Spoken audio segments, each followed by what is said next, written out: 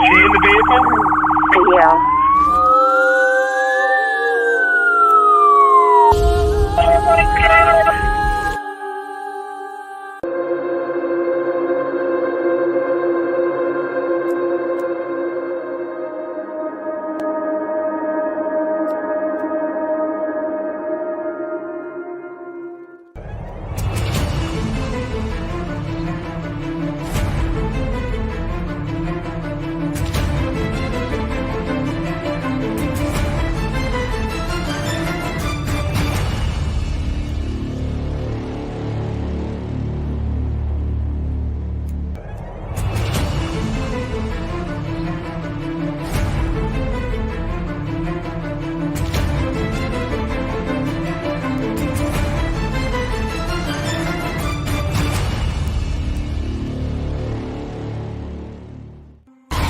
I'm at Grace Church Road. I went to Waynesboro to bring this man down to this address. And now he's trying to force his way into a house. I'm afraid to move my vehicle.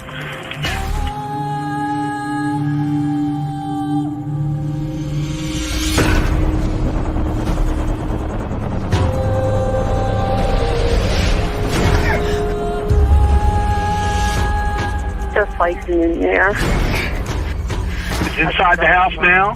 Yeah, You have your doors locked? it's open. I'm in a van. You need to make yourself safe, okay? Even if you've got to drive away from there to get away from him and close that and lock that door. Do that for me now, please. Okay, wait a minute. Hey, you guys. I like how Ray said, "Did your fuse get longer?" Felt like it did. Actually, Right. you know what I was doing the whole time? I was probably my skin finally decided from that bad burn to peel the other day, Oh, so it's been really itchy. And I'm not gonna lie, don't you love it? I love it when you rip the Oh, skin when and you get that. I love that. yeah. If everyone could just burn and then I could peel them, that would be amazing. But anyways, I'm not sure if the fuse got longer or if Ray's got shorter. right. Probably Ray's got shorter. Probably that's what happened. Anyways, I know it's been a bit, about a week or so since we last did a I live. think it's been 9 days. 9 days. Okay. Well, I'm gonna tell you, there's so much between my husband's birthday to ours, which yours is tomorrow. By the way, so I sent out the invite video today just to let you guys. Let me go back to this 1 second. So I put out the video for Aspen Connor's your invited birthday on there tomorrow. So that's going to be at 7:00. Special guest will come on at 7:20, I believe. And yeah, and I'm just allowed to do it. Will Adam always allows me to, just like he can. Yeah. And so Wait, is that 10 o'clock Eastern Standard Time? that's 10:00 Eastern Standard Time tomorrow. Okay. Right, that's correct. And 7:00 PST. And then at the end of the video, I said Central. Whatever possessed me to say Central, I have no idea. Only because I had to do like a little bit of a retake at the end because I can't remember. I said something wrong, and so I just was like, oh, let me just quickly do that little piece again. Well, And then all of a sudden, I'm like, Central, and I was like, who's gonna notice? Nobody's really gonna notice, are they? But anyways, so yeah, so tomorrow. You guys better be there. Okay. And then I'll stream it to Adam's channel as well. Do I have to come? Pardon? Do I have to be there? Yeah, you can be there. It's okay. Yeah. But I'll stream it to your channel as well because you know how I have a lot of your friends blocked on this channel. So I figure that we'll stream it to your channel for the people that I've got blocked that are your friends that I got blocked here. I felt like it's not about me, it's about you. So gotta at least let those people in that are blocked to your channel. Hey, Belinda. Pardon? Oh, I just said, hey, Belinda. Yeah. Okay. I haven't seen you in a while. I was gonna say, I guess let's do some shout outs really quick here. Go ahead. Do you want to do the shout outs there, birthday boy, tomorrow? Sure. Or do you want me to? Yeah. Okay. Hey, Mary Flynn. Good to see you. Sharon Parker. Thank you. It's good to see you. Shelley Sanford. Okay, actually, you click them. You click them because Okay. I'm clicking on different people. Lacey. Lacey says, "What kind of boat are you on, Ray?" He's on the love boat. Right. Mary Flynn again. Mary Flynn. Hey, Ray Jones. Hey, sees through. Forensic. Good to see you. Hey, Shar. Good to see you. Hey, Shar. Wait, it's Cher. Or Cher. I'm sorry. You got me all messed up now. She hates it when I call her that. I'm sorry. Mental block. My bad. Hey, Mustang. It's good to see you. It's a crimey shame. It's always good to see you. Okay. Outback. Hey, good to see you. PJ Second Chance. Oh, I haven't seen you in a while. It's good to see you. Although I don't feel like I've seen anyone in a while. So, hey, Queen. Good to see you. Uh-oh. Trouble's in the house. Yeah, there's trouble. There's trouble. I hope she's my special guest tomorrow. No, I think she's a bottom feeder though. That's the only special guest I want. Deb's my girl. Okay. Oh, well, don't tell Lacey that though. Well, I mean, Lacey's my lover. Don't tell Sunny that then. Uh-oh. Hey, Fibro, good to see you. CJ, hey, it's good to see you. Okay. And as well, so again, don't forget tomorrow. Again, we'll turn in the coffee app to birthday cake like we did with mine and my twins' birthday as well. So I'll remind myself to do that tonight. And yeah, I don't know that I have so many good things to say as much as I have bad things, more or less. So, oh, there's Lacey, right? Isn't she there? Right. Is Lacey gonna do a little dance for me tomorrow night? I think she's gonna send me a video. She said with her on a pole. I'm not sure what the pole is. Could be a fishing pole for all I know. Right. But hey, Frank, how are you? Frank. Yeah. I saw on Facebook. Frank went to the VA today, so I hope everything went well in the VA today, Frank. I know that's not always going to be a pleasant experience for people that have to go to the VA, so I hope you had a good experience. What's a VA? The veterans. Oh, I know it sounds for veteran or something. It's like at the hospital for veterans. Frank, don't forget I sent you a message that you never look at on Messenger. It says send me a happy birthday video for Adam tomorrow, just so you know, because he never has looked at my messages on Phil Bond on Messenger. Hey Phil. Yeah. Every time I think of Phil Bond, I think of, I don't know, bondage or something like that. Crazy. Hey, Diana, good to see you. Hi, Diana. How are you? Let me just see here. Before we get started, can I say really quickly, anyone that has not watched Sunny's video about Nicola Bulley, if you're interested at all in the Nicola Bulley case, I've not even watched all of it, but Sunny put a 2-hour long video out today with the timeline of Nicola Bulley. And I encourage everyone to go watch it because she did an incredible job. And I know it took time. So props to you, Sunny. That was, yeah, you know what? That's just raw. I'm like, I'm not editing this whatsoever. Like, I mean, I had to stop at certain points because of, as I came across like phone ringing or something like that, or fire alarm going off because they were doing fire testing. But I just was like, yeah, you know what? It's just, I like to do things, like I said, organic as much as possible. But what actually ticked me off was that the fact that I put out a timeline video. I spent days doing it, days working on it.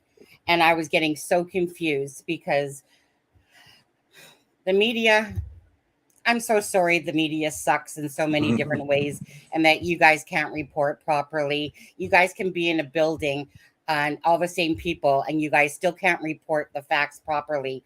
The media, I'm sorry, but you guys are media journalists. Check your damn shit before you post it. I really get tired of reading shit, and then it's like they literally don't even how can you be in the same room and report something differently? And you're journalists. Like, you literally, this is your job to get it right. And you guys can't even get it right. But anyways, so I wanted to Google something about the Men in Black with the Nicola Bulley case. And all of a sudden I come across this frigging amazing timeline that was pretty much almost a lot of the things that I had put down, but much more. It actually was a timeline that had other different names from it. And I'm like, where did you come from? Like, wow, this is amazing. Like the things that we thought we knew are so different. But I put in all the pictures, exactly who was who that was on. I think it was like, I'm not even sure what it was like I think it was an E Daily article. And I'm just like, I just did all that work. Yeah. And then so I'm just like, no, this is like the ultimate timeline for Nicola Bulley about what Right. basically happened, where people were, who's who in the zoo, and then all the pictures. And I did everything in a Right. sense laid out for you guys. Because I mean, you feel at this point like we've had the inquest for the Yeah. for her postmortem. So I mean technically, without like a family member or some other information coming to light, there shouldn't probably be brand new information that comes out until the fall, possibly, with that inquest. So, the fact that, that you did all that work and then another video came out, or, that you came across information, I mean, that's awesome, but frustrating. And I get that. Well, frustrating, but you know what? Even I was sitting there going, who's this person? Wait, what? Because you're trying to make sense of what these people are reporting, okay? Right. And then you have to almost have to check what they're saying because, of course, you don't want them report on false information. Well, the thing is that there was this guy that was tweeting that was reporting stuff. And you're like, how is this making sense? How does that make sense to what these are reporting? Oh, wait, this one's reporting this, but this one's reporting this.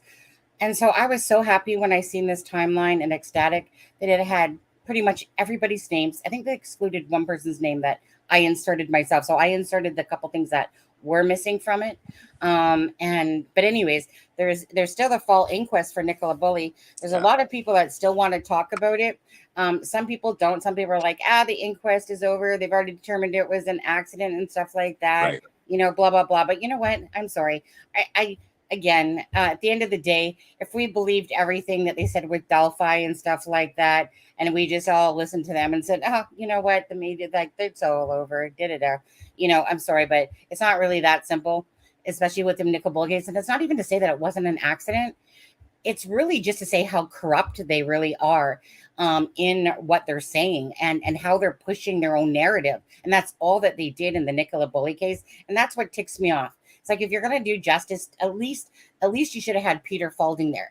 All they did was stack the cards against themselves, what they wanted to propagate for an answer, and expected you to go, okay, well, that's it, game over, But I asked the people that followed the Nicola Bulley case if they still wanted, us to continue, or because it's kind of like you run out of steam because you're like, well, what else do I got to talk about? But then you realize, well, hold on a second here. Okay, there is still some stuff to talk about. People want to think that there's third-party involvement and all that stuff. Still, that's really on them. I'm just there to put out the information and the facts. And people, I still think it's like full of beans, right? She's struggling, but full of beans, right? It's but again, it's a case that you would have to follow properly in order to understand it all. But it's just one of those things when police push their own narrative and they're so arrogant and so full of themselves. Honestly, the Lancashire police, just arrogance beyond belief. Right. And I think for me, that case, the case is puzzling because, like we've said since January, it's puzzling because it should have been an open and closed story from the beginning. But with every answer that they give, it raises two more questions. And because I don't know as much about the UK justice system, and I've always probably assumed that it was held to a higher stringent than the US. But I'm seeing now that a lot of the fractures that we see in the US happen in the UK as well, and I'm very interested, mainly for justice for Nicola, but also because I'm not as familiar, like I said, with the UK justice system, and so to watch that go into place and to see some of the stuff that they're using as an explanation makes me Yeah.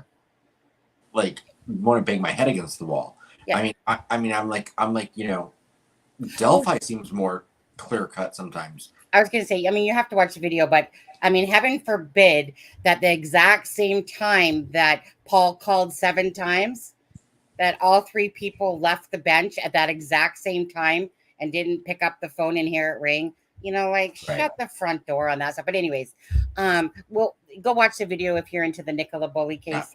If that's not, all I want. Yeah, that's all I wanted to say. but thank you. You put a lot of work into that, and it was excellent. So I've not man. watched all of it. I'll be honest, I have not watched all of it, but I've watched half Thanks, of it. Frank. Yeah, no, well, I just wanted, you know what, I normally I don't like to put out 2-hour videos, to be honest with you. I just like to do them in the increments, you know, type of thing. But that's because I just like kind of like when I did the Delphi one a long time ago, certain things you just want to keep in the one structure and not break it up into 5 different parts or 4 different parts just for clicks and views and stuff. We can't all be Tom Webster. No, we can't all be Tom Websters. No, but in saying that, so yeah, it's been a very, I'll say, stressful but busy time. Honestly, with a lot of stuff. I was at my sister's house, and this is, you guys, just on screen before we get into anything here. You know, this is what me and my husband built over the weekend, and I just kind of put it to a picture. But this was like the little cat house that we made, because me and my husband were talking about like, hey, what like my husband loves working with wood and can do a lot of things, so. You know, anyways, this was the little cat house, and then I just, of course, stuck the cat in there. It's not our cat, it's just a cat from the internet. But anyways, it's such a cute. It's got a slanted roof. I think next time it needs to be more slanted though. But anyways, let me say, we spent all weekend making this and finishing it up, and yesterday we finished it up. You know, and the scratch post there is the chimney. But anyway, so that's what I was doing, and so I'm trying to like. Finish Nicola Bulley stuff. You know, I know Adam's birthday's coming up. I know I have things to do. I know I have a live to do. Hi, honey, what you need? Okay. And so yeah, so it's just been really busy. So I opted not to do some lives because I just really needed to not worry about lives as I was visiting my sister. Like I said, spending time with my husband and blah, blah, blah, blah, blah. Just literally needed a little bit of a break from that because there is so much that goes on between my husband's birthday to mine and my twins' birthday to our anniversary that was on the 11th, which was yesterday, and then to Adam's birthday and stuff like that. So it just gets a bit much in a short period of time. So, yeah. And so, you know, honestly, I mean, you picked a good time because there hasn't been much to talk about, to be honest, in the cases that we really have followed. Yeah. Well, you know, I've been watching stuff. Absolutely. Of course, but I mean, as far as like relevant information, yeah. I mean, in the last week, I mean, well, there hasn't been a plethora of things that have come out that, you know, that we'd be like, oh, let's devote a live stream to this. Yeah, you know, I mean, I wanted to do a few videos like on Rudy and stuff like that. Honestly, I just really didn't have the time or the energy.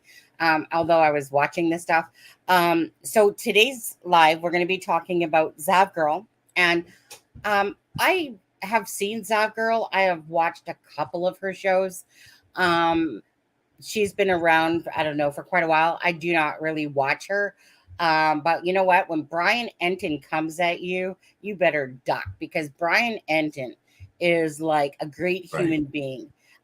Really a great soil of the earth, that guy is. And when he's coming at you and he's freaking basically calling you out, you know, you've done something absolutely wrong. And in this case, this is about Gannon. Everyone says his last name differently. Like he said it like Stock or something like that. Stouch. Some people say Gannon Stouch. So we'll just say Gannon Stouch in case we're wrong. Right. Thank you, Sharon. It's not just her. It's also Natasha Cooper, who's a smaller channel. Yes. But yeah. And the bottom line is, thank you, Lacey. Thank you, Lacey, for as asking me. She's like, where have you been? I'm like, I'm cheating on you. It was something like that. Hey, Lacey, I saw your comment on my video. I didn't respond to it. I apologize, but I did see it. It's because he was too busy having an affair on you, Lacey.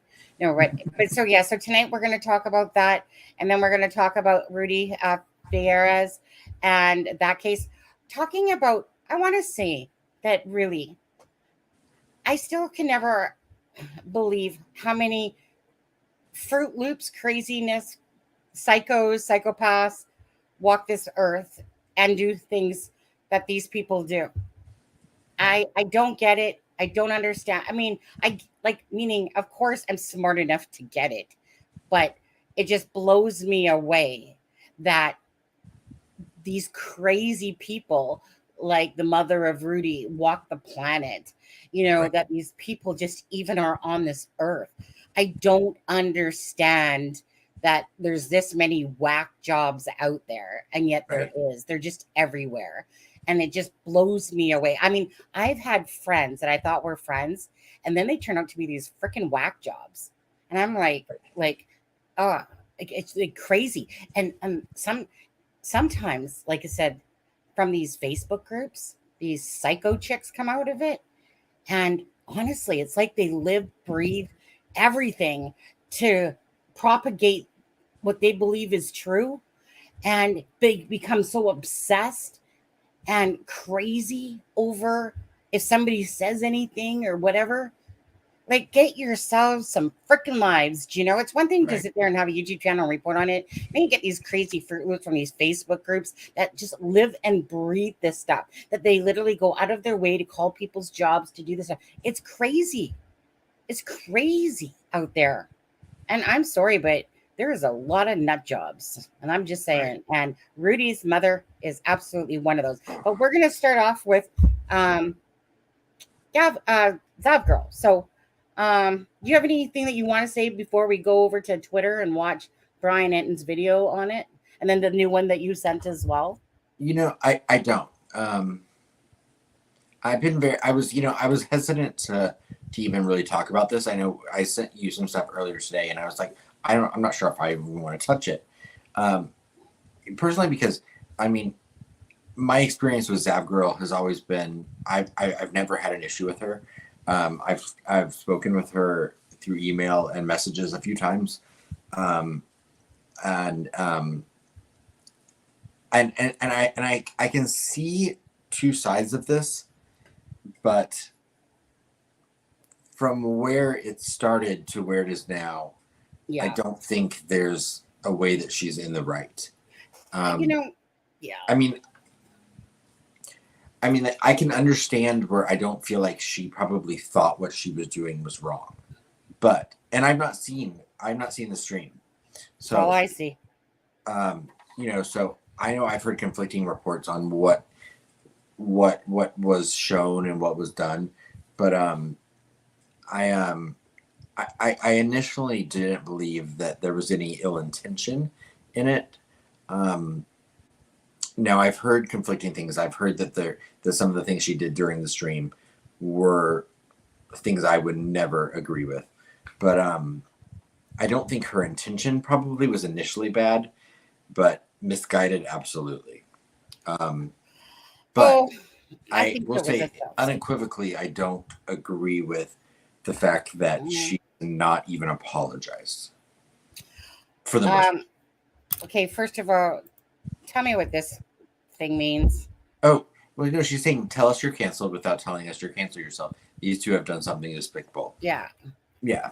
Meaning Zavgirl and yeah, I know that they're talking about that, but I was confused when I said tell us you canceled without telling us you canceled yourself. Yeah, it's like a phrase, like tell us you're this without telling us.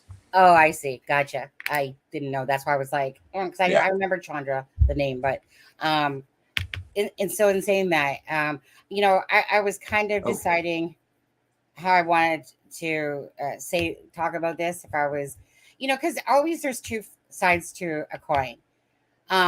In this case, myself personally, you cannot sell flowers when you're basically putting out shit. And I think that this myself, like, don't feed me that crap about putting it out there for scientific purposes.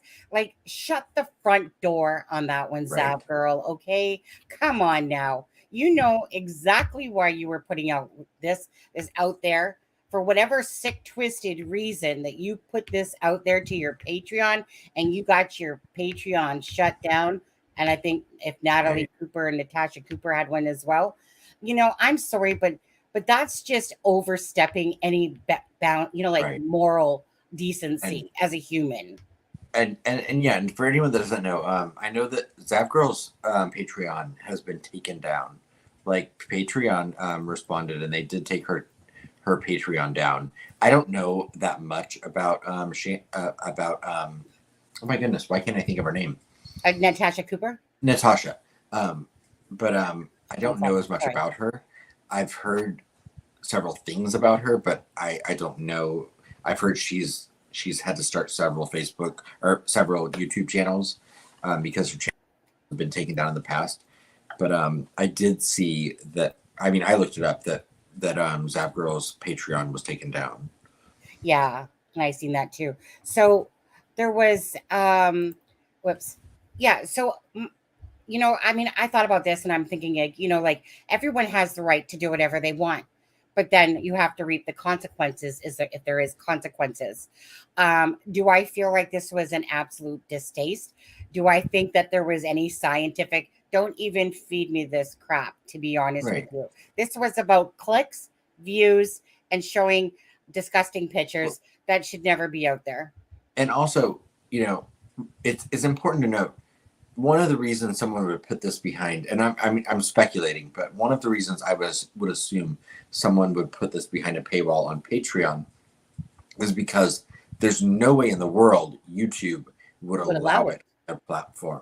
Right. YouTube would not allow this, even if it was a members only. YouTube would take it down. Probably take their channel down, to be honest. Right. And so they knew they were going against community guidelines for other avenues. So they used Patreon because it fell within the realm that they thought they could get away with.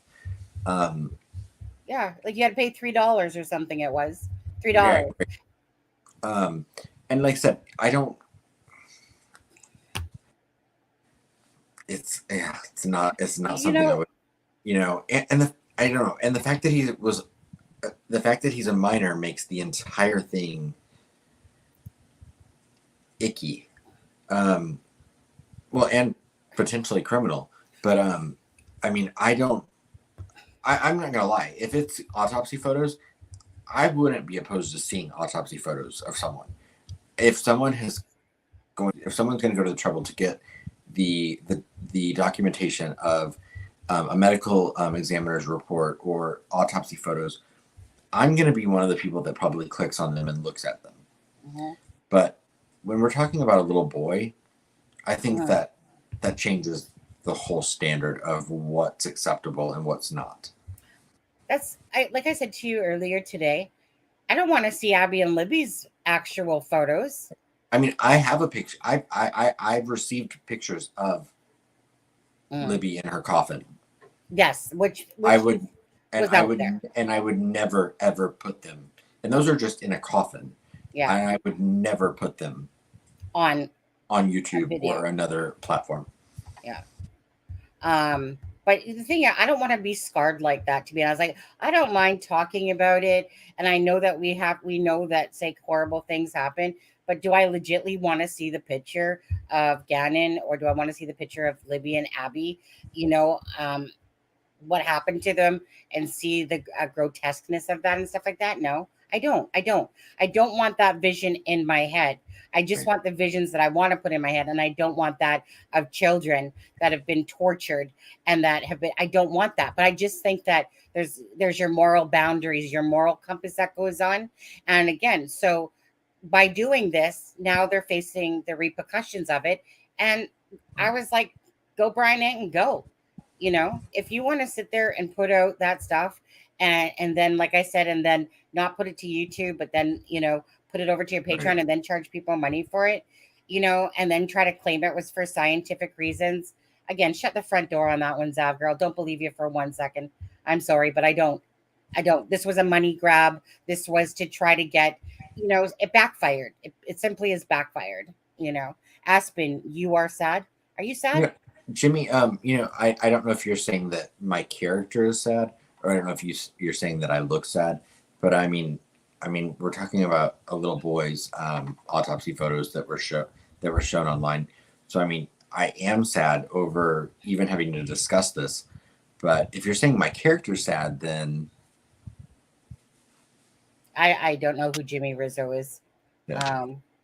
I've never seen the name before myself, so I don't know. Adam, could you just turn We'll that see. frown upside down? Yeah. Ease her head. That was, yeah. Like I said, I mean, some people might not know, like Brian Entin didn't know who it was, but you know what? Let's just listen to a few of the videos. We'll go into full screen mode here. We'll pull it up. We'll start off. Let's see. We'll watch this one first. This is one of those things that I can just still sort of feel my.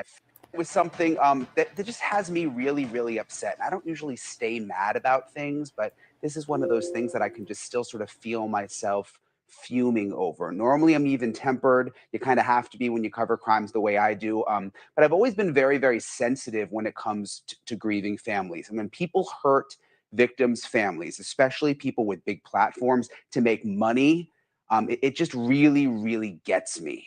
You may remember the story of Gannon Stoke, the Colorado 11-year-old was stabbed 18 times by his stepmother. He was hit in the head, he was shot, and then he was stuffed in a suitcase and left under a bridge in Florida. It was an awful, awful story. You see that little face there. Well, his stepmother, Letitia Stoke, was convicted in May of killing the little boy. The judge said it was the most horrific case that he had ever seen in his entire career. Little Gannon's bedroom, just to give you an idea how bad this was, had blood all over the walls, a blood-soaked mattress, the carpet was soaked, even the concrete under the bed was blood-stained. So to say that this was a brutal killing would really just be an understatement. The trial got a lot of coverage, especially from true crime YouTubers. And I got to say, I know a lot of the podcasters out there. Most of them are really, really responsible. They're good people. I'm friends with a bunch. I was just texting with a buddy a little while ago, a YouTuber. They're ethical, they're victim focused, but you know how it is. There are always bad apples in the group. Really, really bad apples who cross the line and exploit families, grieving families, to make money. I never even heard of this one YouTuber there, Zavgirl, until a bunch of you started messaging me last night. She calls her YouTube page a true crime channel and writes in the description, "I feel it's really important to give victims of these tragic crimes a voice when they don't have one." And she has almost 100,000 subscribers. But for some reason, Zavgirl thought it would be a good idea to put in a Freedom of Information request for little 11-year-old Gannon's autopsy photos. And they actually released the photos to her. She had to pay. They released the photos and she got them. And you can just imagine, based on the description of the way that little boy was killed, what those photos look like. I'm just going to go to the next video after that. He does it in parts. I don't know where something that just has. I don't know where number 2 is. It says 1, 3, 4. So I don't know if 2 was taken down or where number 2 is. But let's just go into this one next. Hold on. Make it bigger. Go back to the start. There we go. And think about how it might feel for them after having to see those photos in the courtroom to then have them plastered all over the internet and then be trying to charge people money to view them so you can get rich off of it. It's just awful. I want to bring in District Attorney Michael Allen, who served as the lead prosecutor on little Gannon's case. Thank you for being with us, Michael. You were the lead prosecutor. You had to go through that whole trial. I can't even imagine, like, this just got me so mad thinking about Gannon's family. I know they're aware of this. I mean, how are they processing all of this? Well, thanks for having me on to talk about this. First off, we reached out to the family members and had discussions with them about this, just letting them know that, one, it's happening and sort of what they can do potentially to combat this. But honestly, there's nothing they can do to get these photos down once they're on the internet. It's just completely disrespectful to the family members that have had to live through this horror.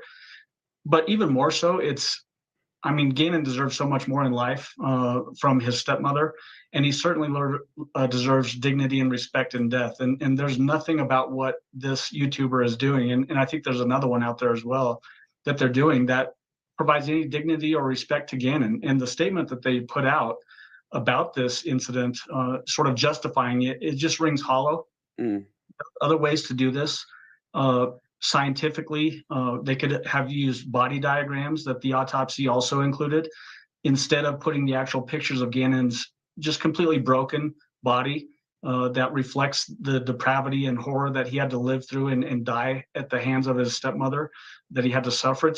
It's outright disgusting. And it just speaks to the lowest of human forms, in my opinion. Okay, so we have to go to, I think, the next one, and that should be here. These were specifically blocked, and there was a live stream of the trial, correct? And these were specifically blocked from going out to the public. And the same thing, I covered the Lori Vallow trial. Those pictures were also blocked so that, you know, they couldn't get out. I just wonder, like, why were these released? I mean, apparently this YouTuber had to pay quite a bit of money to get the photos. Why even send them out? Yeah, so it's state by state how that sort of thing works. The autopsy was actually performed in Florida, and Florida law allows these sort of things to go out under a Freedom of Information Act request. It's unfortunate. It's unfortunate that these sort of sensitive photos have to be released. And you're right. When we were in trial, we actually put blocked part of the images out to hide some of the more sensitive parts of Gannon's body, and to really show the jury just the injuries, as opposed to sort of making a spectacle of the whole situation, which we did not want to do. That's disrespectful to the family. And again, like I said, takes away the dignity that Gannon deserved in life and in death. And you mentioned it, there are others too. It's not just this one YouTuber. Is there anything that can be done now, Michael, that you can do or that the family can do to sort of get these off the internet, especially stop people from making money off of them? Yeah, I mean, isn't that the most disgusting part of this too, that they're actually profiting off of somebody else's complete horror? I can't imagine what the family feels deep down inside over this whole thing. There's really not anything that can be done legally. I have suggested that the family reach out to a private attorney to see if there's anything they can do. As far as jurisdiction from my office or from the Colorado courts, I don't think that there's anything that they can do either, unfortunately. And maybe we need to look at changing the law as it relates to autopsy photos being released on the internet, that sort of thing. Okay, so let's take a look here. I'll make us full screen again, actually. You know, in chat, though, I want the, say, 49 people that are watching right now. I guess I know it's not to do with Nicola Bulley, and I know that we're not doing a Delphi Live here, but that's fine, because this really just becomes about human decency. And I want you guys in chat to put, if you think that this was absolutely wrong for Zavgirl to do and Natasha Cooper, or 2, if you think that, you know, like at the end of the day, it was, you know, it's okay. I mean, it's, you know, that right. It was okay. And I don't even know what to say, because it's So one, if you're opposed to it, right, and 2, if you're with it. Yeah. Yeah, and I, you know, I mean, it's hard because I think anyone that watches true crime, I mean, clearly, I would assume that, you know, if you watch true crime, you think that you have a little bit of a thicker skin when it comes to some of these things, but when you're talking about an 11-year-old boy, it's, I don't know, my whole demeanor, everything changes. So I mean, not only do I think, you know, if it was an adult, is there an ethical question about whether or not you should show these at all? 2, whether you should charge to show the pictures, and 3, then you throw in the fact that this is a minor, so we could even be potentially talking about CSAM, because I mean, alive or unalive, if you're showing a nude body and it's a child, is that CSAM?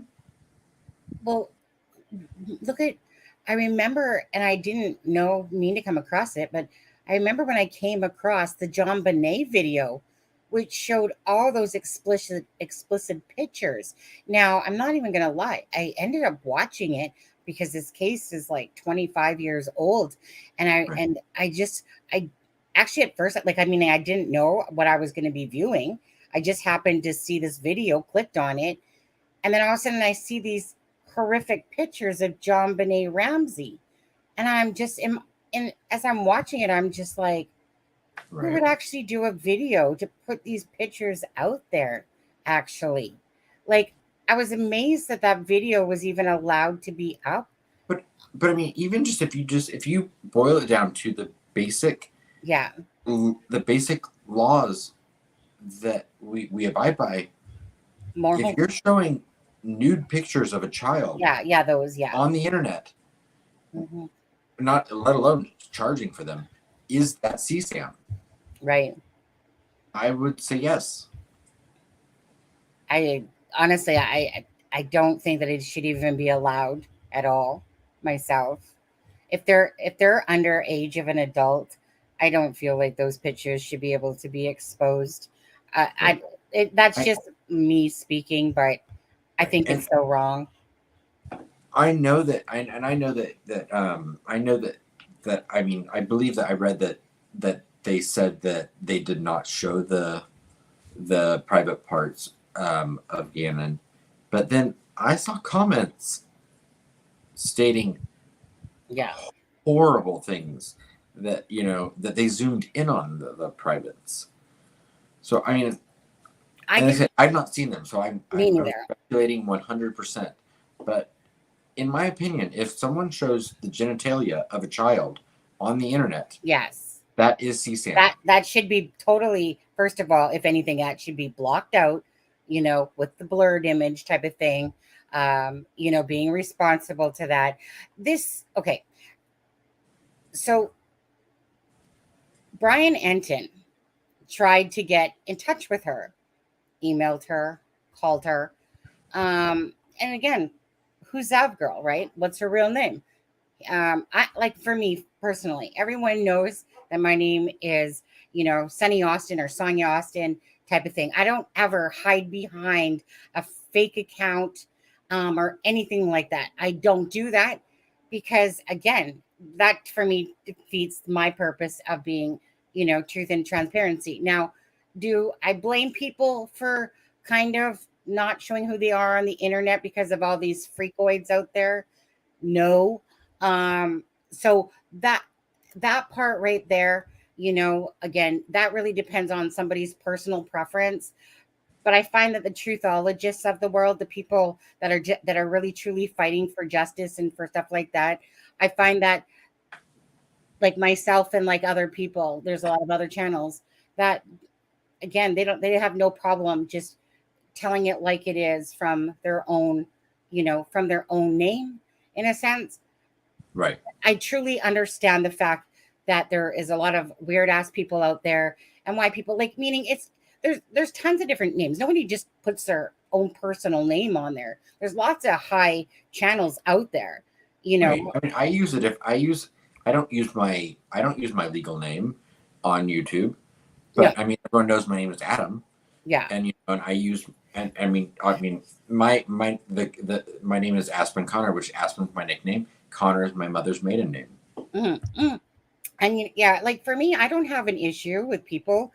Like, you know what I mean? They make a YouTube channel, they give it a name. It might be called, you know, like Hidden Door or whatever the heck their channel name is called. And it, you know, that's the whole point. You're making a name for your channel that epitomizes or whatever. So that part for me, you know, again, I don't care about. But the fact is, if you have the audacity to put these pictures out there, you know, and then you get called out on it, and then you're not woman enough to accept a phone call or deal with an email to like say your stance then. So do you know what I mean? So you're okay to put this stuff out there, but you're not okay to answer back to, you know, this big attack now that's coming upon her. And you're not woman enough to do that. Right. And you know, I mean, did you read her, I mean, Zavgirl? No, we haven't yet. I'm not trying to hate on Zavgirl. Like, I mean, I don't think that she went into this with a malicious intent. I feel like she got caught up in it, and I feel like she's not handled it the correct way. But that's my opinion.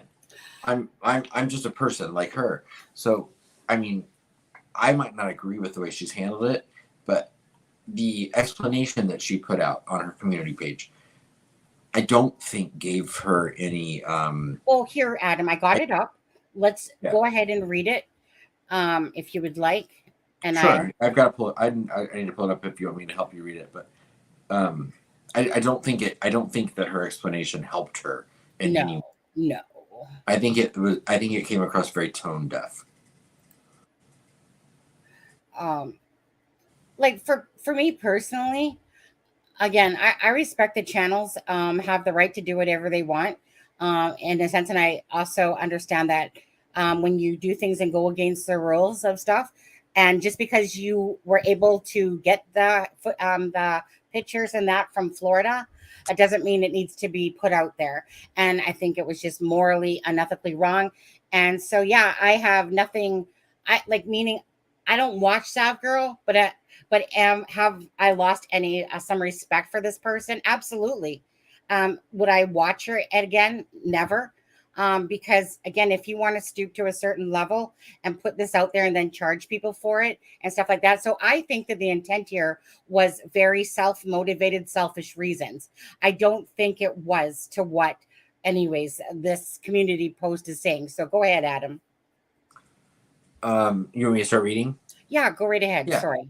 This was her response, and this was posted a day ago, which actually probably a day and a half ago now. But it says, "Hey guys, I want to address what's going on right now with the Gannon autopsy coroner video I created. Unfortunately, this seems to be something where people are very divided on how they feel about it, and I'm hearing a lot from both sides. The reality of the situation is that different people feel differently about this. Some people genuinely think making a video including the autopsy photos is bad, and I respect their opinions and feelings. Other people, like myself, think of autopsy photos and the coroner explaining them as interesting and informative, and are able to view it in a more scientific, detached way. It's just one of those things where it depends on the person. I am not adamantly against taking down the video. If people are truly unhappy with it, and will absolutely consider doing that. But right now, it seems that there are a lot of other people that are acting in bad faith and creating lies for fun and excitement in order to pit others against me. If you've heard the latest rumors that I've been distributing photos of Gannon's genitalia, I assure you I have not, and his genitalia is not visible in any of the autopsy photos in the autopsy coroner video. So, it's a bit difficult to sort through what's what.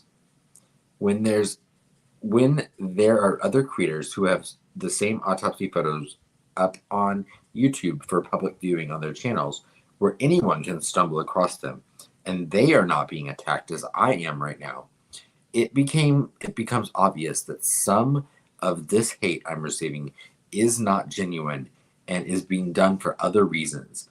YouTube drama gets clicks. I agree with that. I understand some of you have issues with me charging money on my Patreon for the video. If I was charging money for the autopsy files alone or something like that, I'd see your point. But in this case, I spent a lot of time and worked hard putting together a video lining up the coroner's audio and descriptions along with the appropriate part of the photos she is describing and editing it together, and to try to make it as informative as possible for the viewer. That is what I am charging for, which I hope you agree is understandable. Anyway, thank you to those who have reached out to me with your take in a respectful way, who understand this is simply a bit of gray area as to what is socially acceptable and what is not. Like I said, I'm not against removing the video, and I care what you think. But it's hard to make sense of all of it while I'm getting some very seriously unhinged threats being made against myself and my loved ones. And those threats are coming from those who claim I'm doing something morally objectable. For those of you who are willing to discuss this rationally and want to communicate your thoughts, please comment on this post, as I might not see it anywhere else. After I deal with the threats, I will come back and read everything here so I can get an idea on the best way to proceed based on all of your input. Thank you guys. Zav. Of course, sorry, come back over And here. as of right now, I would assume, well, I mean, her Patreon was taken down. So, I mean, we know that the video is not available on Patreon. But yeah.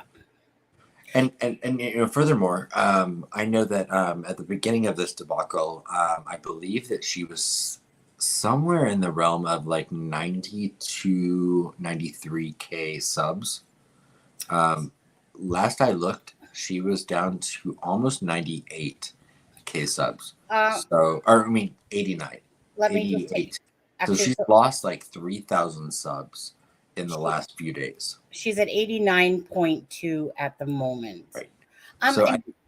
So earlier today she was at 89.6. So she's lost another 400.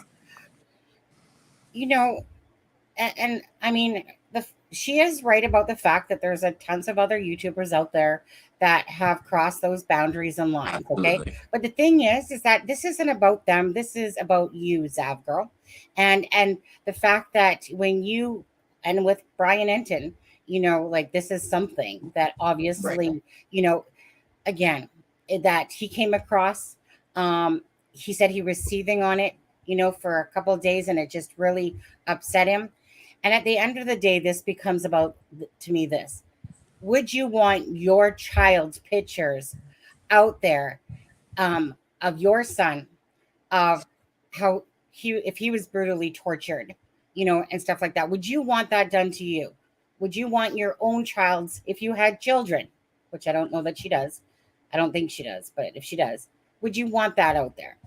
And this becomes about a moral thing. Even if she was okay, that she was able to get the, like, does that mean it's okay? Does that mean, you know, that you cross whatever moral boundaries you have? And I do say that everyone has their own line. I remember when a couple people in our live chat one time tried to put their moral boundaries on me.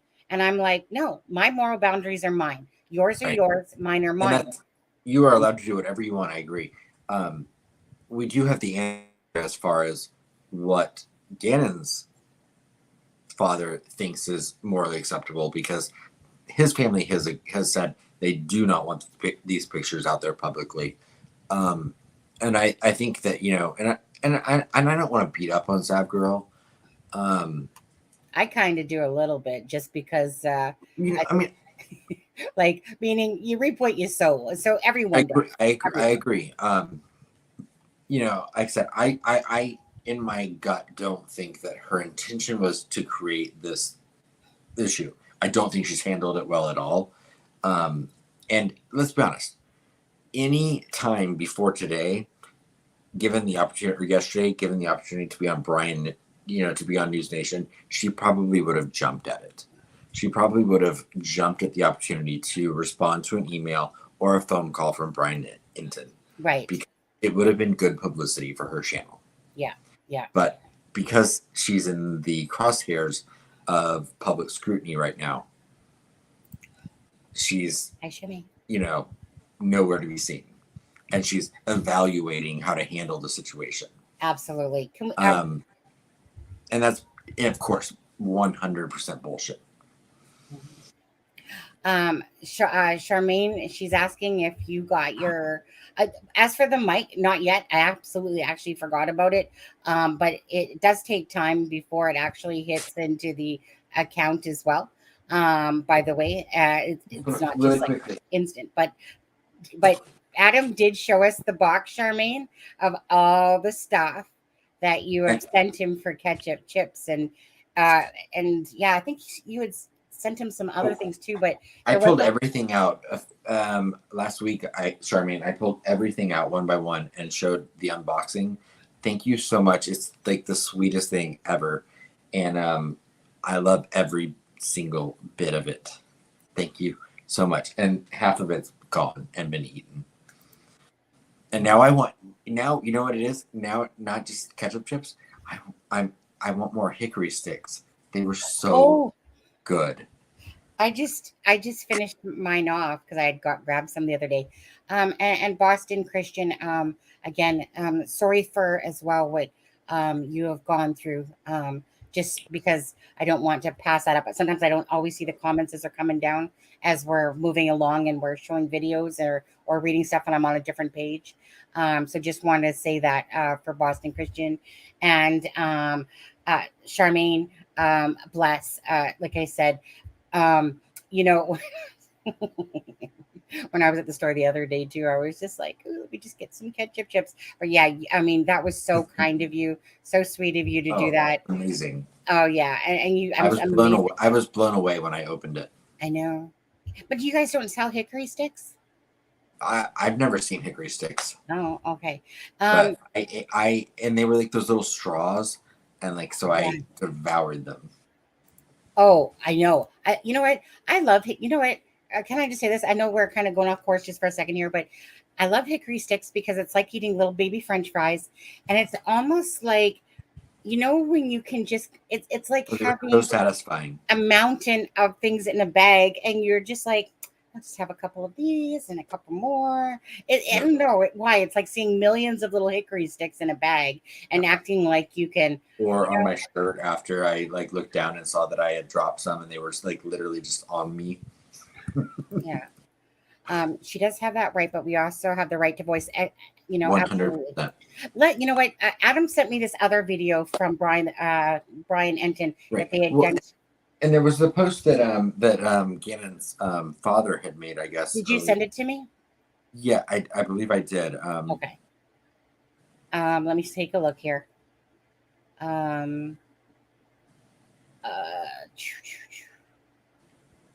Is it this one here?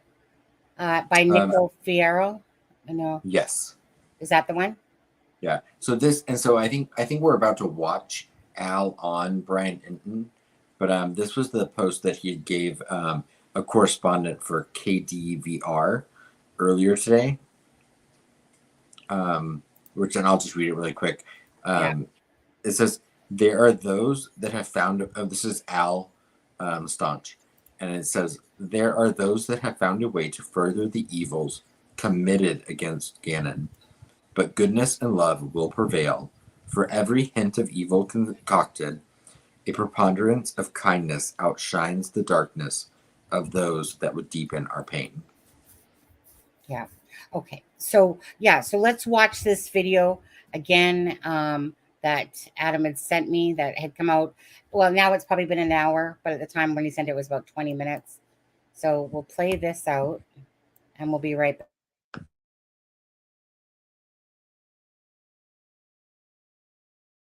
Is re-traumatizing. It's hard to, we just finished the trial just over 2 months ago, Brian, and now we're having to kind of relive some of this stuff and not being able to put it behind us.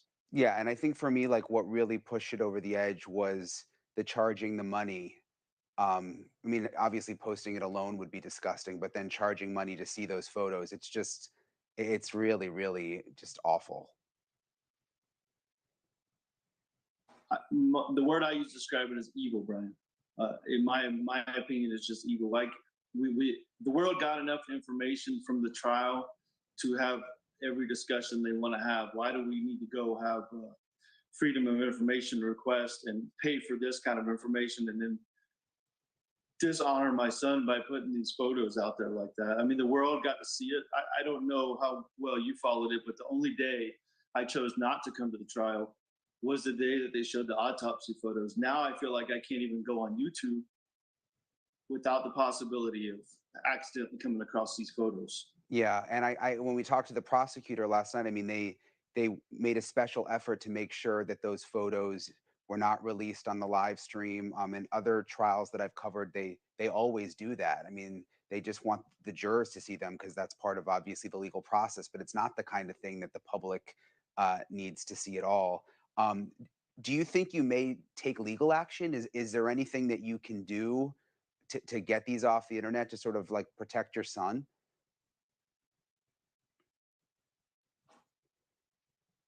we've talked through some of those options. The hard part, Brian, is I am just emotionally and psychologically and financially maxed out from the last 3+ years of this process. To take legal action, I just don't know if I have that in me. But what I'm trying to do with you tonight, and I appreciate you having us on, is to help shape the narrative. And I don't really think I have to do much. Based on the messages you've received and the feedback I've seen from other responses, I don't think it's going to take much from us to have these people, repointed in the right direction. Yeah, I think people just lose sight of the fact that these are real families dealing with this. I mean, there's a true crime community, and 99% of them have good intentions and are really focused on the victims. I'm sure you felt that through all of this, but there's just those bad apples out there that are trying to make money. The other thing I keep thinking about is the fact that she and others were even able to get the photos. It seems like there should be some kind of law, or it shouldn't be that easy to just write a check and put in a request and be able to get those photos sent to you. Yeah, once again, I think that's a question for a legal representative. I do believe in the freedom of information to a certain extent, but I think the problem from my perspective is you can't always control what someone with evil intentions will do, and that's what we have in this case here. So I don't know. I'm not a legal guy. I'd have to look at the ins and outs of the FOIA Act and all that. But, yeah, there is a lot of good that comes out of release of information. It's just in this instance, and having to bear this burden myself, it's hard to say this, but in this instance, someone has taken that and turned it into evil.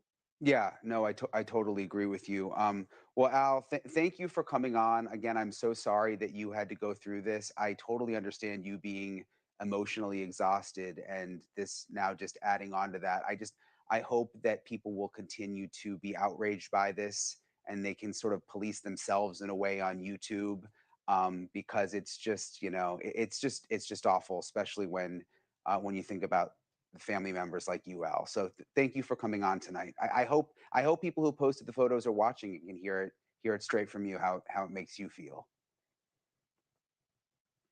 Yeah, I hope so too, Brian. And in closing, I do want to leave you with, I think we're really getting focused on less than 1% of the people, because the majority of people I've come in contact with throughout this past 3+ years have absolutely sustained me and helped me to fight through this process for my son. So I do want to give credit where credit is due on that.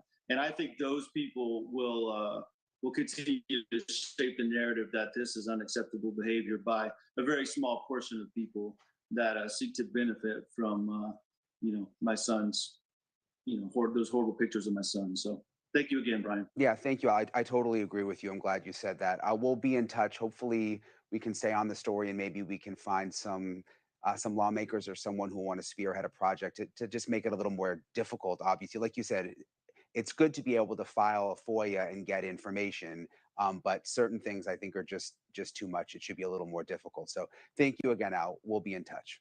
Thank you. With that being said, go ahead, Adam. What's your thoughts there? I mean, my heart has broken for this father for the last, I'll be honest. I was not aware of the Gannon case until about a year ago. Okay. But my heart's been broken for this man for the last year, and also Landon, who is the birth mother of Gannon, and I think that what he said at the very end there was the part that stuck out to me the most, because I think it's the most representative of the majority. Sorry, I have hiccups. The majority of true crime viewers, and I think that the majority of people are good. I think that the majority of people do have good intentions, and do side with the victims' families. So I think that this is a very small percentage of people that think this is acceptable. Yeah. It's just sad that these things have to happen. Well, You know, and exactly, and I appreciate the fact that the dad said that as well, because there are a ton of great channels out there, versus the nominal ones that do, you know, like that push it to their limits. I think that sometimes, again, kind of like what Brian Entin had said in the Twitter one video that we were watching, that, you know, when you're sitting behind a keyboard and kind of think that you can just do whatever you want whenever you want almost, and don't have any like one that you think that you have to answer to in a sense, and you just kind of, like I said, I don't know if it's, like I said, that people's morals go out the window, the more subscribers they get or how it is and stuff like that. I don't know Zavgirl personally, to say who she is as a person, but I think that this definitely showed exactly kind of what how low somebody will sink. Sorry, um, to what levels they will do for clicks and views. And I don't give a crap if it took her 2 days to make the video. The bottom line is that on a human decency level, and you would think with Florida laws that they would never like offer up the autopsy photos. Like I can understand getting, you know, the case and stuff like that and certain things, but to offer up autopsy photos, I think is Right. absolutely disgusting and wrong on the state of Florida's part. Even if that's what their laws is, I believe that that's totally wrong. But I think it comes down to this: if Zavgirl doesn't learn her lesson from this backlash that she is receiving, just like Joseph Morris did with Brian Koberger case and stuff like that, you know. So one would think that morally, you know, she would take down the video. I don't give a crap about the 2 hours time. It should have never been put up in the first place, you know. Well, and then to see the you know Natasha creator, I mean, she even doubled down on it, and you know, and and and was going to did another live stream about it afterwards. So well, and I think I've heard this name, Natasha Cooper, before. listen, I did not hear of her, but I was told that she's had several YouTubes in the past. I know that, but yeah. So this is, let's see what her video playlist is here. I'm gonna take myself off camera because my hiccups are driving me crazy. Okay, so hold on a second here. I just want to make sure I'm in the right count. It's a crime and shame. Why did something go? Okay, video. Why did that happen? Let me just take a look. Lives. Okay. Clearing something out. My final statement about the witch hunt streamed 35 minutes ago. So, you know, I mean, people do like drama. Read my response, Gannon Stouch crime scene photos on there. Again, for me personally, I'm not interested in searching. I wasn't interested at all in searching out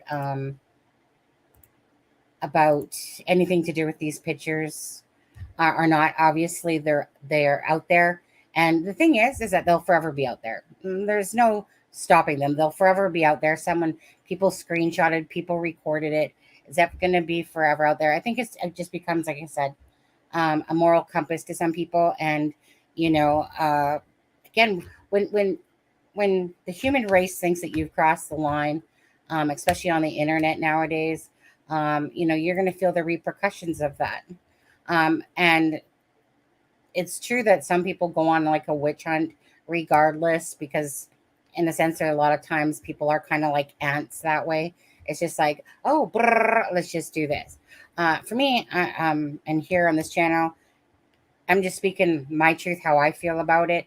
Again, each to their own, what their channel does.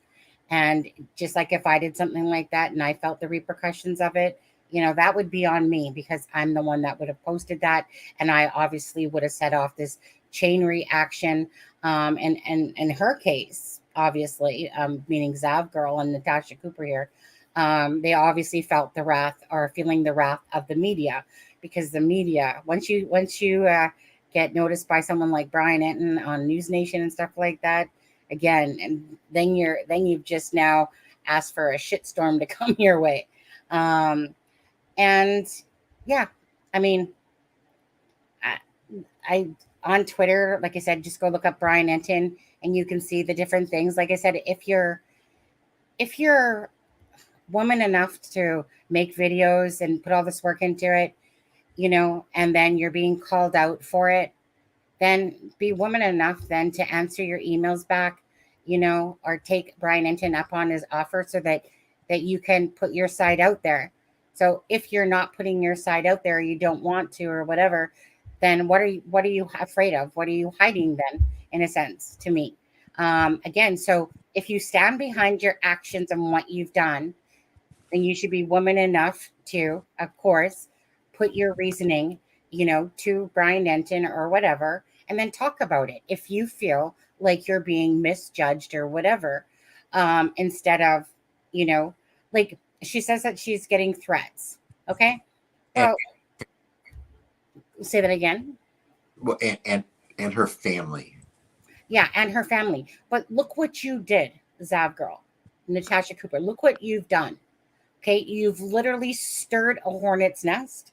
You've put out photos of a child for self-motivating purposes. There's no way that most people are going to buy your story about scientific, okay? Your channel does not come across as you're doing this for scientific purposes and that people want to, sit there and dissect the whole corners thing and the autopsy thing and stuff like that. I'll go to a real channel that has real information about someone that's in that professional area of autopsies. I'm sorry. You couldn't sell that to me if you tried. You can't make, what you did smell like roses, when I think it was a really distasteful, tactless thing that you've done. And I hopefully that she personally, like I said, moves forward and realizes that she was wrong. Simply that she was wrong. It doesn't mean that this person is a bad person in general. It just means that this was definitely unethical, I think, thing to do based on my own personal opinions. And I'm disgraced by the fact that she would have done this. Like, honestly, we're talking. Yeah, go ahead, Adam. Well, I mean, I still can't get rid of my hiccups. I apologize. It raises an interesting question though for me, because it's something that we've talked about before, but when it comes to YouTube and it comes to content creators, there is an ethical issue as far as acceptability, what's acceptable, what's not, what's a source, what's not, things like that. And I mean, I feel like I'll always err on the side of caution, because I don't want to present anything that I can't prove or anything like that. But if you are Zavgirl right now, or Natasha, Sunny, I mean, if I were one of them, I think I'm just from a PR standpoint alone, I don't know if they come back from this. But if there is any way to come back from this, my advice would be, here, I'll turn my camera, would be to just accept that you're wrong, to admit that, what, this wasn't your intention, you screwed up, you're wrong. 100%. Don't put any other caveats beyond that. And then see what happens. I'm still not okay with it, but what would you do? Oh, okay. Well, first of all, Sean saying, how can I send y'all a video of Natasha Cooper addressing the witch hunt? Well, I just showed you that she put one up there, Chandra. So meaning it's on her channel about the witch hunt that I just showed you. But the thing is that I honestly don't want to watch it. I really, like, all I need to know is that these people are being called out by Brian Entin on News Nation.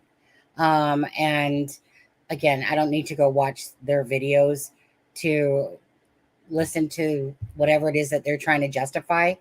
You reap what you sow in this world again. And that's the bottom line of it. You know, you guys fully well know that I have myself apologized for making the mistake of calling out KD, which is Keegan Dunker, for being the BG. I thought I was doing the right thing. I thought that everyone was overlooking this, Gemma. I really thought that I had done everything I could do to prove that I put my heart and soul and work behind it, and then come to realize I was wrong. That was a hard pill to swallow, considering I'm not like that. I don't just put things out about people. You know, I thoroughly thought that I did my homework, and I admit I'm wrong. I was wrong. Okay.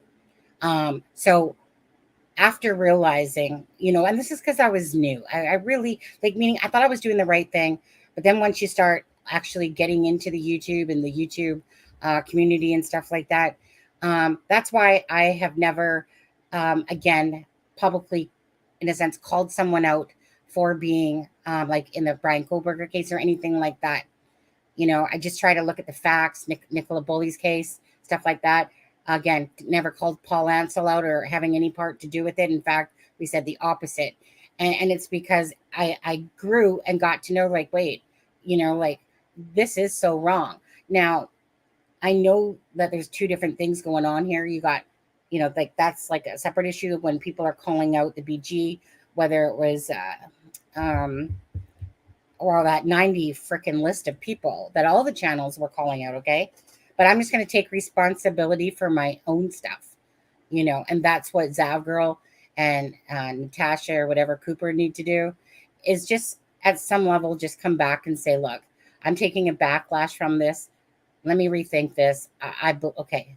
I was probably wrong not to do. No, I was wrong to do this, because the numbers going down, the things that are being said in comments and that are showing that it wasn't, you've crossed people's moral lines that they deem to be ethical or not ethical in this particular way.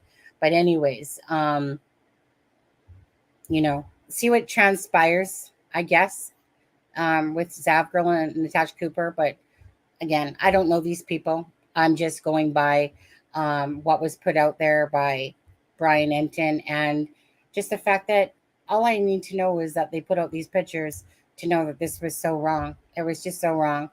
That's the bottom line. Like, it's about a moral compass. Again, you reap what you sow in life. If you put, go ahead, Adam. I was just going to briefly say, and then you know, except we've not seen them, but then, you know, to then publicly say you did not show, I mean, the whole thing is inappropriate in my opinion, but to then say you didn't show, in your opinion, what was an inappropriate part of the body. But then I've heard other accounts where people have said not only did you show the inappropriate parts of the body, but that you zoomed in on them, and that there were comments being jovial about things. Yeah. And, you know, like I said, I'm speculating because I've not seen it personally. So, you know, more of a reason to come out and apologize and give an explanation. And I'm really not trying to bury on this person, but, you know, or these people, but it's hard to justify any acceptable reason why they haven't apologized. Right. You know, again, if this was their child, come on. You're not going to sit there and tell me that you want your child's pictures, autopsy pictures out there. Come on now. Smarten the heck up on that one. That's just, you know, simple equation there. You would not want, would anyone here want their child's pictures of an autopsy exploited across the internet, knowing that your child was tortured, that your child was beaten? Would you guys want that? Right. Stabbed 18 times. You know? I mean, on this channel, unless the family's involved, we do not like to family bash, you know, and victim blame the families. Unless, of course, they literally are accused of doing something and talking about it. So my heart does feel so sorry for when I see like the dad speaking here, of just, just that this family has so much pain already. And it's one thing to talk about the case and that POS name Letitia Stouch or whatever. This is about clicks and views. I'm sorry, it is. You literally paid money so that you thought you hit a jackpot by getting this stuff, and it backfired on you. And now you're reaping what you sow. That's all I gotta say really about that. You reap what you sow. It's as simple as that. You know, you can never hold anybody else for. I could never ever, and I've always been this way. I don't. My actions. If I married, which I did, if I married an abuser and I stayed there, that was me. I made that choice, that conscious choice to do that and stuff like that, to take responsibility for my own actions and not sit there and say, well, these people did this and they're not getting attacked, and just, own up to your own crap. That's it. That's all. But anyways, we're going to move on from this, and we're going to talk about Rudy Farias. Now, that is a twisted case. Have you guys been keeping up on that case a bit with Rudy Farias? Do we have a video on him, Adam?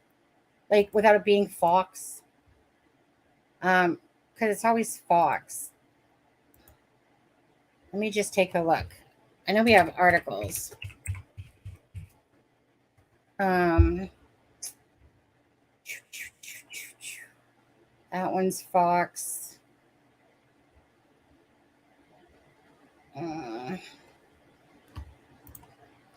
Adam.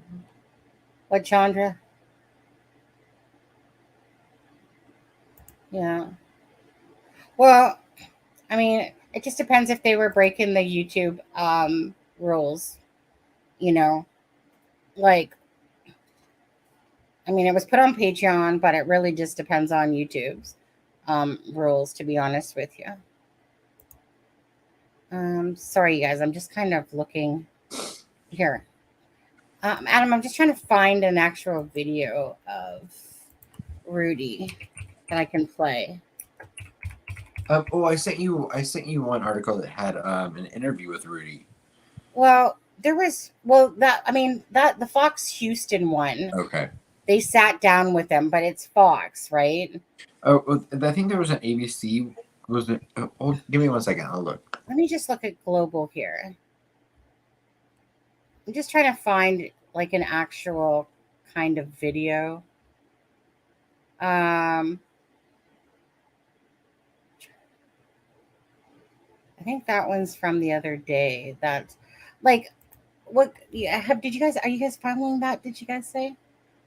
Mom twists and turns I have. Good grief. So many questions. It's bizarre. Yeah, I'm curious what your guys' feelings are on this whole thing with Rudy. Let's see what Adam just sent me here.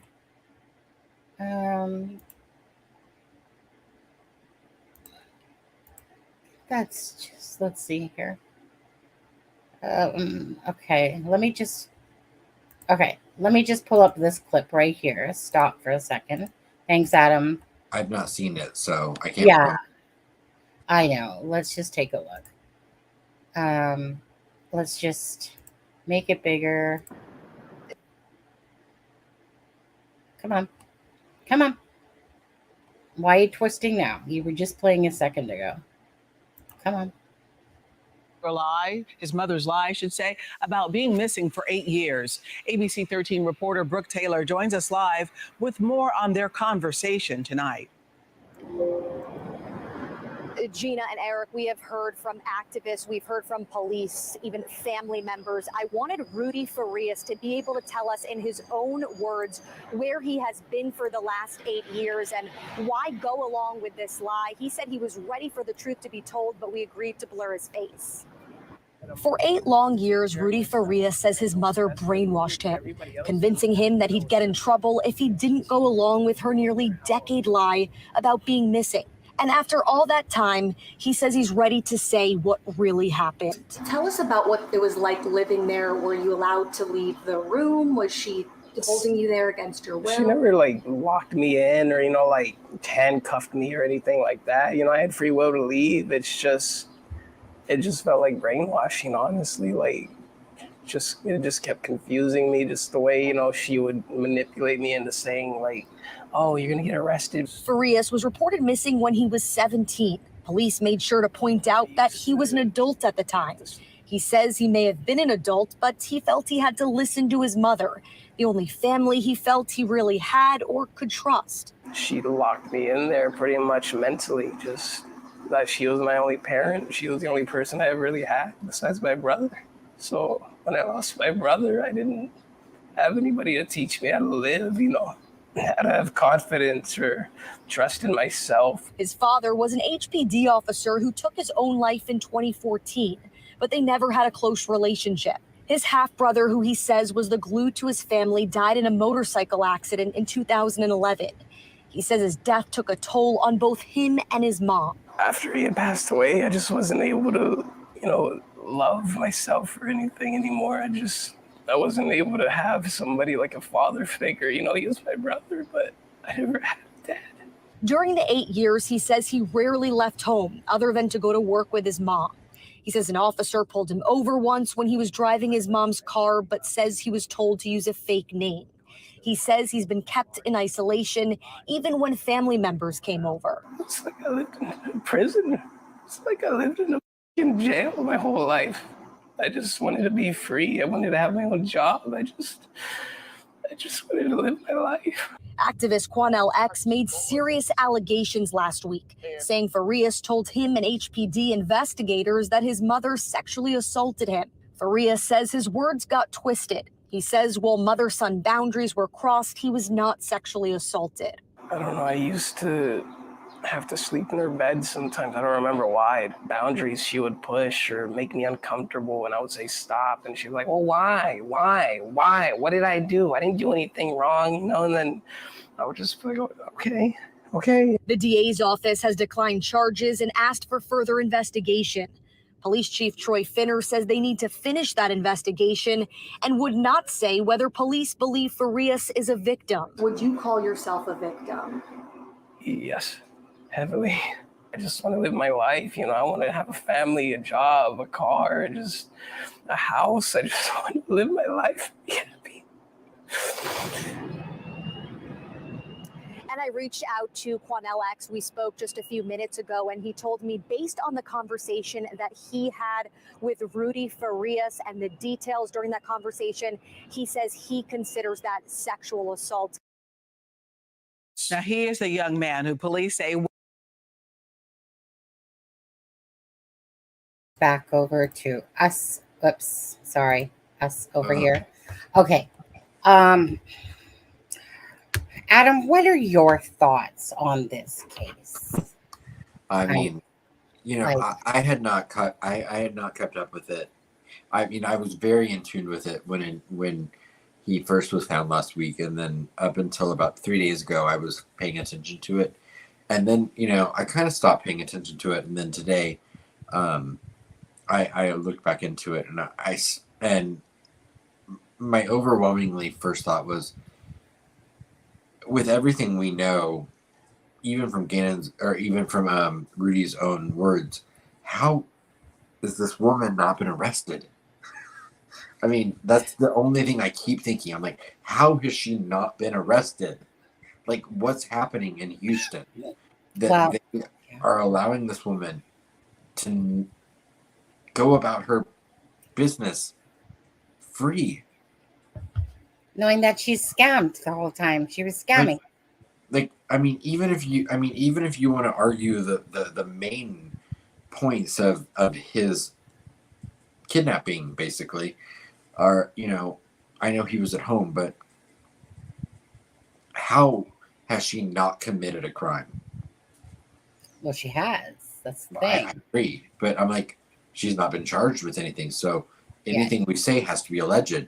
So I'm like, it's baffling to my mind what's happening in Houston, Texas, that this woman is sitting at home right now with the same liberties that you and I, or that, I mean, you're not in the U.S., but that I'm sitting here with. She is just as free as I am right now, and that makes no sense. The craziest thing to me was watching the conference when basically, so there are a couple conferences, when Quinnell X came out, spoke to the reporters, and he said what Rudy had said in the room. Okay. I'll tell you what, to me, that man is not lying. That man was literally saying what he was listening to. There was more to that press conference, as well. Again, you guys can go watch it on Court TV. That put out a clipping or a segment of it. I think it's about 44 minutes. And then, of course, the interview with Rudy. And there's a few things that blow me away with Rudy's case. The fact that the police during their press conference pretty much denied that was true at all. And even basically said so. And you could see, like, Quinnell, when he came back out with another press conference, he basically called them a bunch of bold-faced liars. Now, I don't know if it's the fact that the police were kind of perturbed that Quinnell was talking about it vocally when they need to investigate it, and if they were perhaps, lying, knowing that there's a definite investigation going on, and that they had to kind of minimize the damage of what they felt Quinnell was putting out there to the conference. I feel like the mother will be charged at some point. I feel like the mother is a big piece of what a hunk of crap she is. What's her name? Janie, something like that. Janie, something like that. I can't remember. I think it's Janie or something like that. But anyways, it blows me away. For 8 years, this kid was living in his own home, and that the mother that was living there with Janie and Rudy was telling the aunts and stuff that Rudy was there. There's something very strange about this case, and there's something that's not quite adding up. Right. Meaning, and there are rabbit holes to go down if you really want to. Well, it's his twisted case again. Like, there's something that's amiss here. There's something there's stuff with Rudy's father's passing away that you could go down.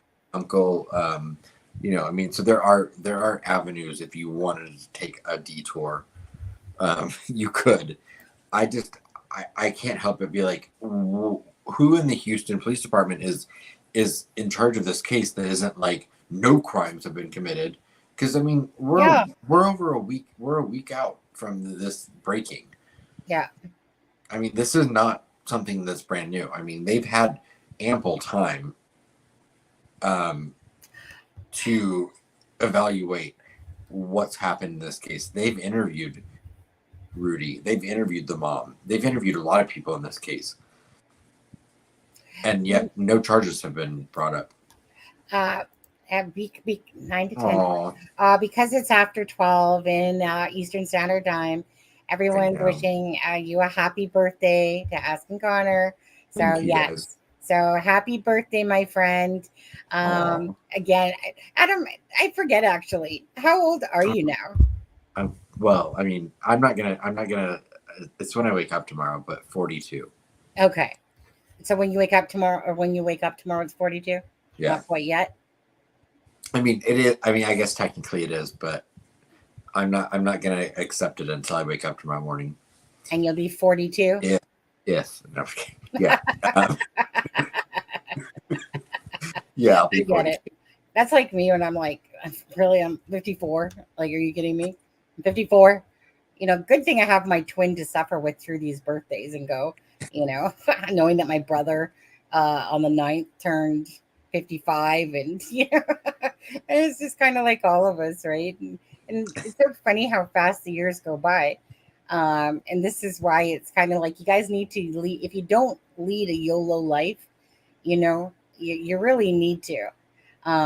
Life.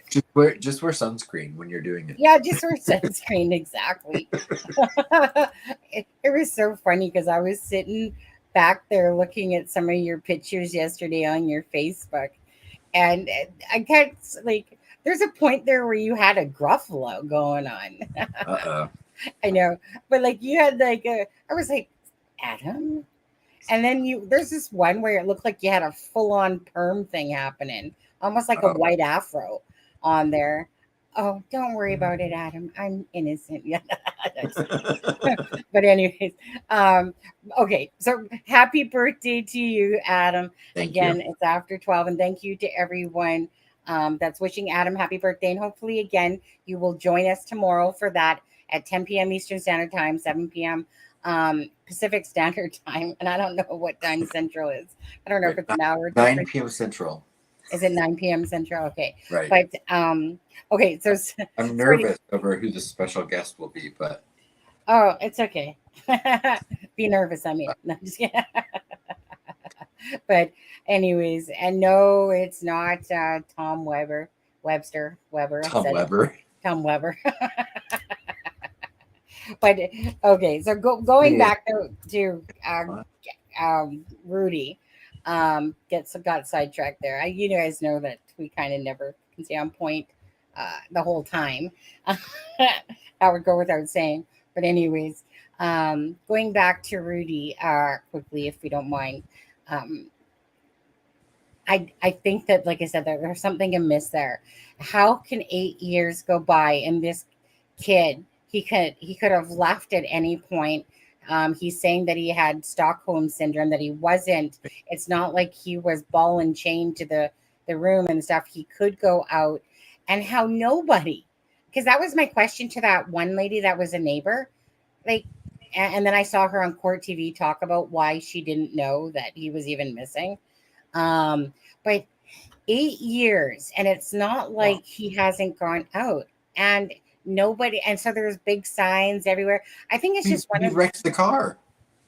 I know, but 8 years, how does, meaning you got all these missing person cases. Why was there for a search warrant? Yeah. Why would they have never even looked at the house? Didn't he kind of come off kind of like Rebecca Smith did with Nicola Bulley? Didn't he come off as really arrogant, that police officer dude? Didn't he kind of really come off like I'll just say it, came off like a D-head? I thought that there was a level of, I don't even know if I'd call it arrogance, to be honest. I don't know. It was aloof almost. It was almost like do you have the details? Yeah. Because it's not connecting.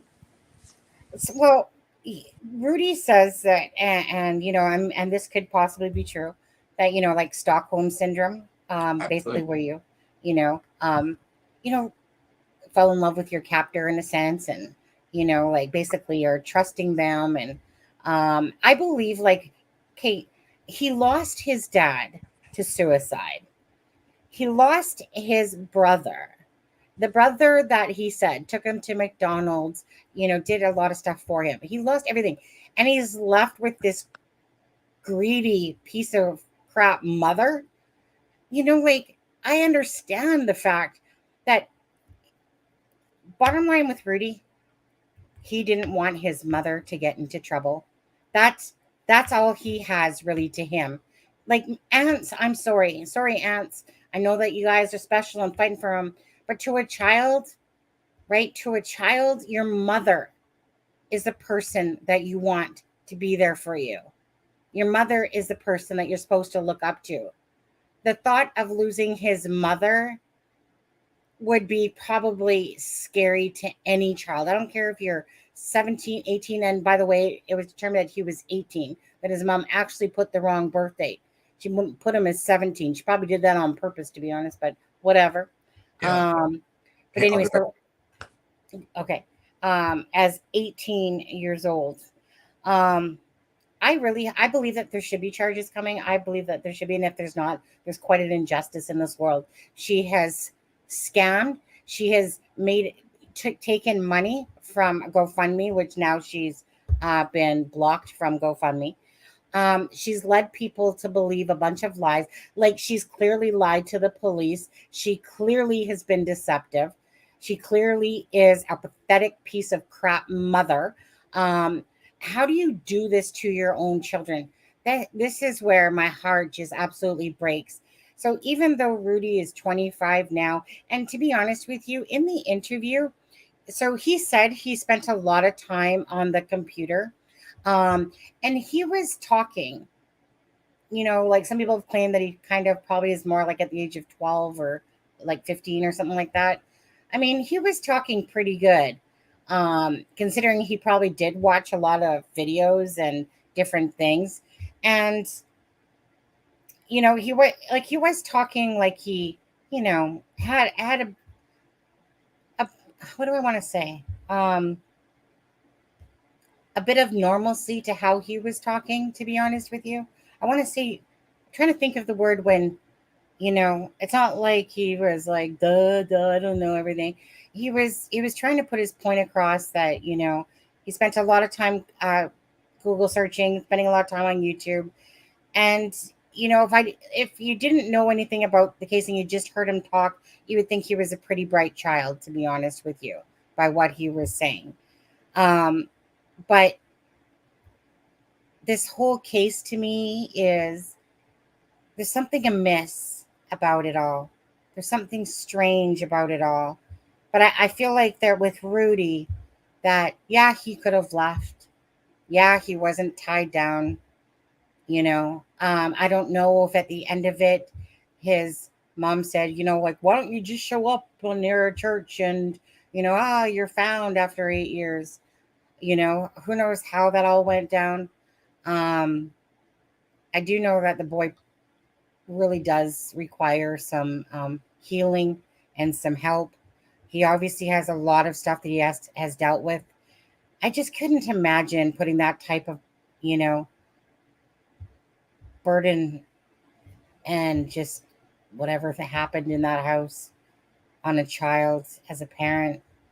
Saddens me so bad. But to lose his dad, for his dad taking his own life, for losing his brother, and then to have his mom basically say that, well, you got a ticket and, you're going to get arrested. And again, I think it really just came down to, no matter what his mom was doing, he just couldn't bring himself to turn on his mother. And I just feel that, again, I couldn't even imagine being in this boy's shoes. Even if he could have, like I said, taken off. It's not about the fact that he could have taken off, but he didn't. It would be about the fact of this attachment to his mother, and that he would probably feel like he lost everything. He lost his brother, he lost his dad, and then he knows that his mom, I'm sure would go to jail, I mean, the thing is that you can guarantee he was Google searching himself, that whole entire time as well. It's not like he wasn't unaware. Now, Quinnell said, this was interesting too, because they said that, well, there was no substance found in him or whatever, and Rudy, but Quinnell had said about the mushrooms that the mother was giving him, like mushrooms and different stuff. Now, the neighbor did say that typically when Rudy was over there, that he always seemed like he was, on drugs or something, that he was always not normal, not like a normal person. And then whatever his name is from Court TV said, see Quinnell, because that basically persons, saying what you're saying. I think that Rudy is probably retracting. I think that Rudy said what he said in front of Quinnell. And I don't know if he embellished a bit, or if that was the truth and now he's trying to retract some of it on his mother. Because at the end of the day, to sit there and spend 8 years in a house with your mother and then to try, you know what I mean? Like, to imagine being in that predicament that if you've lost your mother to jail, to prison or something like that, or jail in her case, it would probably be, but for so much time. But right. Imagine being so torn inside that you know what you're going through and you don't want to go through it all. But if you basically call out your mother, then he's thinking about. He's not thinking about, oh, I can go live at my aunt's house and and they'll take care of me.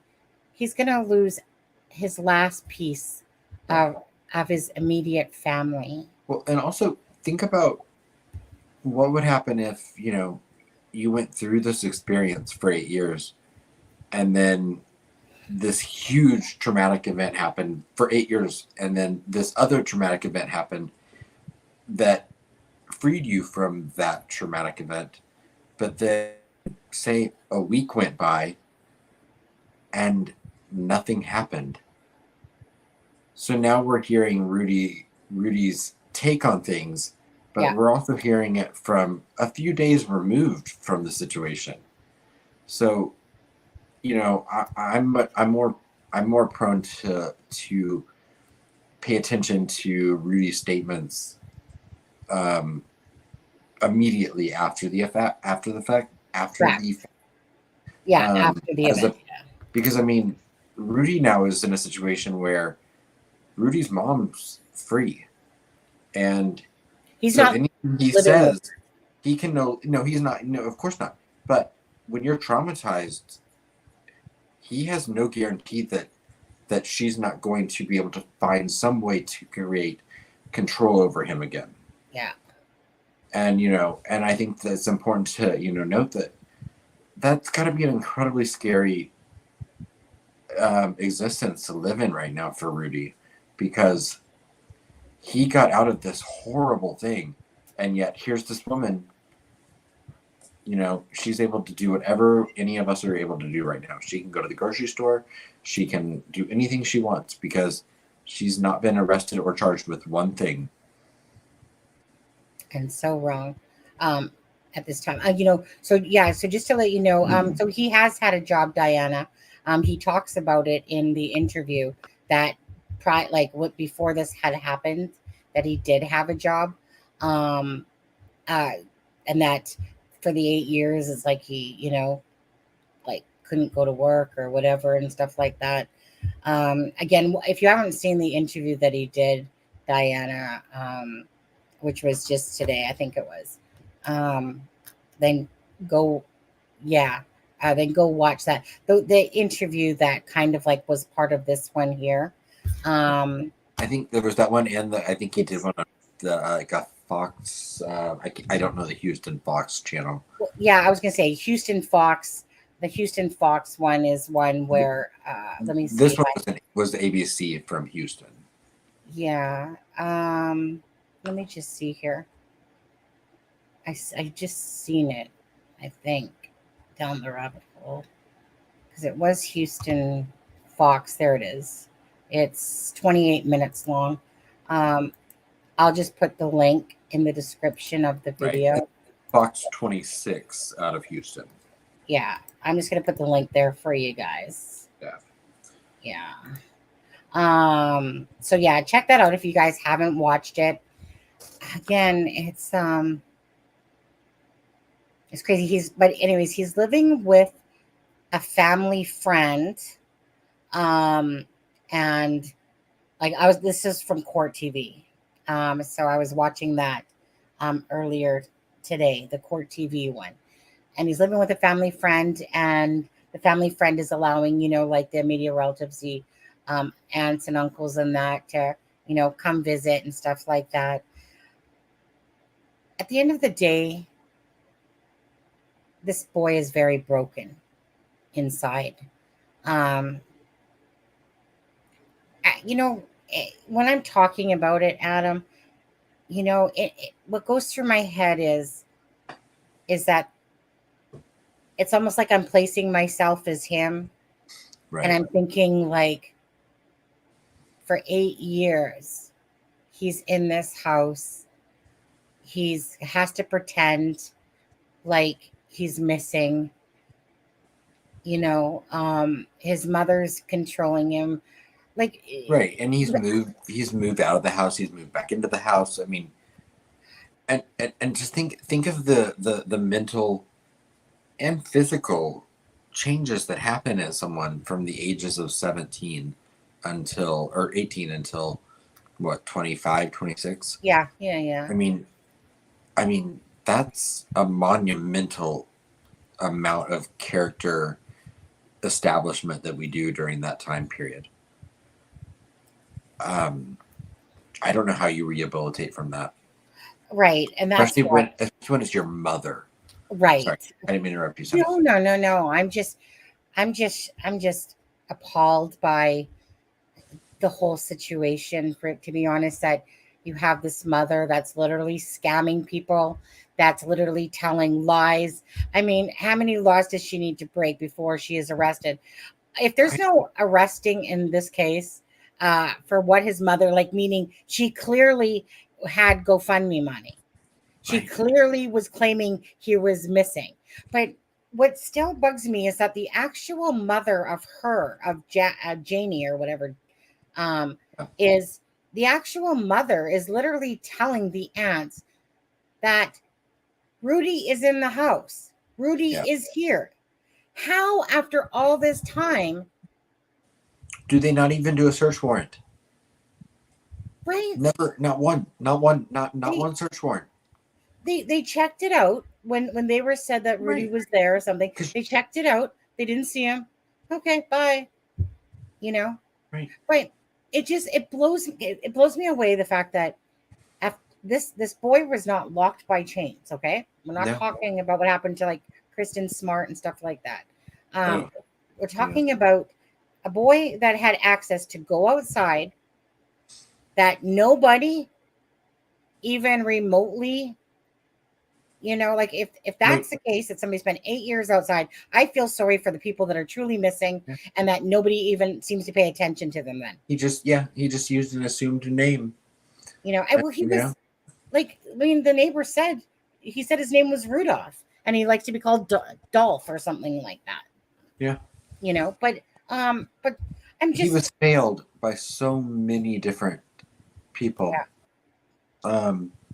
But no, I don't see a world. I mean, I'm an optimist, and I hope that the reason that there haven't been charges so far have been because they're not sure where to start. I know that's probably optimistic of me, but I can't imagine they haven't done something to preliminarily charge this woman with something, because I feel like allegedly the crimes that she has done are atrocious. So, and I don't really have anything else I can say about it, but other than that, yeah, I'm like I said, I mean, I'm just personally amazed at these people that walk the planet, that do things to their children like this. And honestly, Adam, I'm gonna hope in my own brain that there's so much to this case that they need to put it together. But denying stuff being said at the police conference, that's where I was like, wait, what? You're literally basically calling Quinnell a liar. Right. You know, And if there's something we're missing, then what is the breakdown here? Like, where is that breakdown? Because because if we're under this assumption that there's this atrocity of justice here, like, and we're wrong, then what are we missing? You know, that's what I'm curious by as well, because logically I can't wrap my brain around it. So no, and we're going to be closing off here. Yeah, in just a couple of minutes now. I got stuff to do still, and it's almost at the 2-hour mark, and I gotta start getting my beauty sleep. All right. You need to go put on your face mask. Well, I should put one on my wish list. Right. Well, I can't believe you still have ketchup chips left. Right. You know. So hold on, let me just present this because we're gonna be heading off here. We'll just go back to this again, and we're gonna go back over to this picture. A more happier picture than talking about these sad cases. So as for Gannon and as for Rudy, again, prayers to the families of Gannon, and hopefully Natasha and Zavgirl see the wrong and possibly, well, in what they've done, to be honest with you. But again, it's their own moral standards. If they want to stick to their guns and whatever, then again, so be it. But again, just always know, reap what you sow, right? It goes without saying, karma. If you put out to the universe stuff and stuff comes back bad at you, then then don't be so shocked. And I don't know if we mentioned, Zavgirl, like, she was closing in on 100K subscribers, and she's down below 90K now. So I know we did talk about it a little bit earlier, but even if your moral compass doesn't tune you into the right way, that might help move her moral compass. So yeah, well, I know, because I was thinking that too. I was like, so at 100K, people get a YouTube plaque saying that they reached 100K. They become a little bit more special and stuff like that. Get their YouTube plaque up, post it behind them, because that's quite the feat to happen, right? And I have a feeling she'll probably hit 88 tomorrow. She probably will. Yeah, she probably will. We'll see what happens, if she bounces back. Can I just say this too? Like, and I'm just going to put this out there, but I was like looking at, okay, let me go back to Zavgirl for a second, actually. Right. And everyone, like I said, and I everyone makes mistakes. If I don't know Zavgirl personally. I've talked to her a few times, email and messenger, but you know what? I mean, if she's learned the wrong from this, I hope that her character improves and that she does better. So I'm not condemning her. I think that she can. From what I know, I think that she can probably come back from this. But I do think that accepting responsibility for it is the only way through it. Now she's down to 89.1K. Yeah. So yeah, like, she's going to take a hit. She's definitely going to take a hit, and she probably will take a bit to come back from it. Depends on her actions and how she does things, to be honest with you. This is just kind of the start of it. She's going to take a hit, definitely. One thing I noticed, though, is when I was looking at her videos or whatever, honestly, for somebody that has 90K subscribers, I don't really see that matching in the view comments. So either people don't really care for her too much, because usually it's either that, or I'm just going to throw that out there. Sometimes when people purchase and they buy subs, I'm not saying that she did, but I usually kind of look like, usually you can tell if somebody's bought in subs and stuff like that, if their views on their videos don't really match their subs. Now, in this case, I see people like John from Crime Scene, the Courtroom, and some other channels. They got like 50K subs, and they typically get 22K a video watch, 50K, and stuff like that. So don't ever be shocked when sometimes when you're looking at stuff like I think that was the same with Joseph Morris. You look at channels and you're like, how can you have this many subs? Unless a channel is very content like based. Yeah. Like some channels, like even this channel, we started out very Delphi centric. Yeah. And so for sometimes when we wouldn't do Delphi streams, we don't get as many views. And then, with Nicola Bulley, we've of course grown substantially. Well, so, I mean, I get that sometimes when you do a stream that's off topic from something you normally do, yeah, you're not going to get as many views. Or if you do a tribute video or along those lines, but you can usually tell a trend when you look at someone's channel. Correct. Like for instance, like I said, we know that the top max probably in here tonight was like 50 people, because most people, our base was Delphi and Nicola Bulley stuff. Right. We've done Idaho. We've talked about, Idaho rounds. We've talked about different cases over the time, but yeah. So we're fully aware of that. But I'll always pride myself in just be legit. We don't need to freaking buy subscribers or views for videos, even though that crap is out there and a lot of people do it and stuff like that. Again, each to their own moral compass or how much that they feel like they need to succeed to be as somebody in life. I've always just preferred just to do things the right way, where I know a lot of people try to cheat the game and do things, whatever. But what's the benefit of doing something that's not real? It's not rewarding. You know that it's not real. Yeah.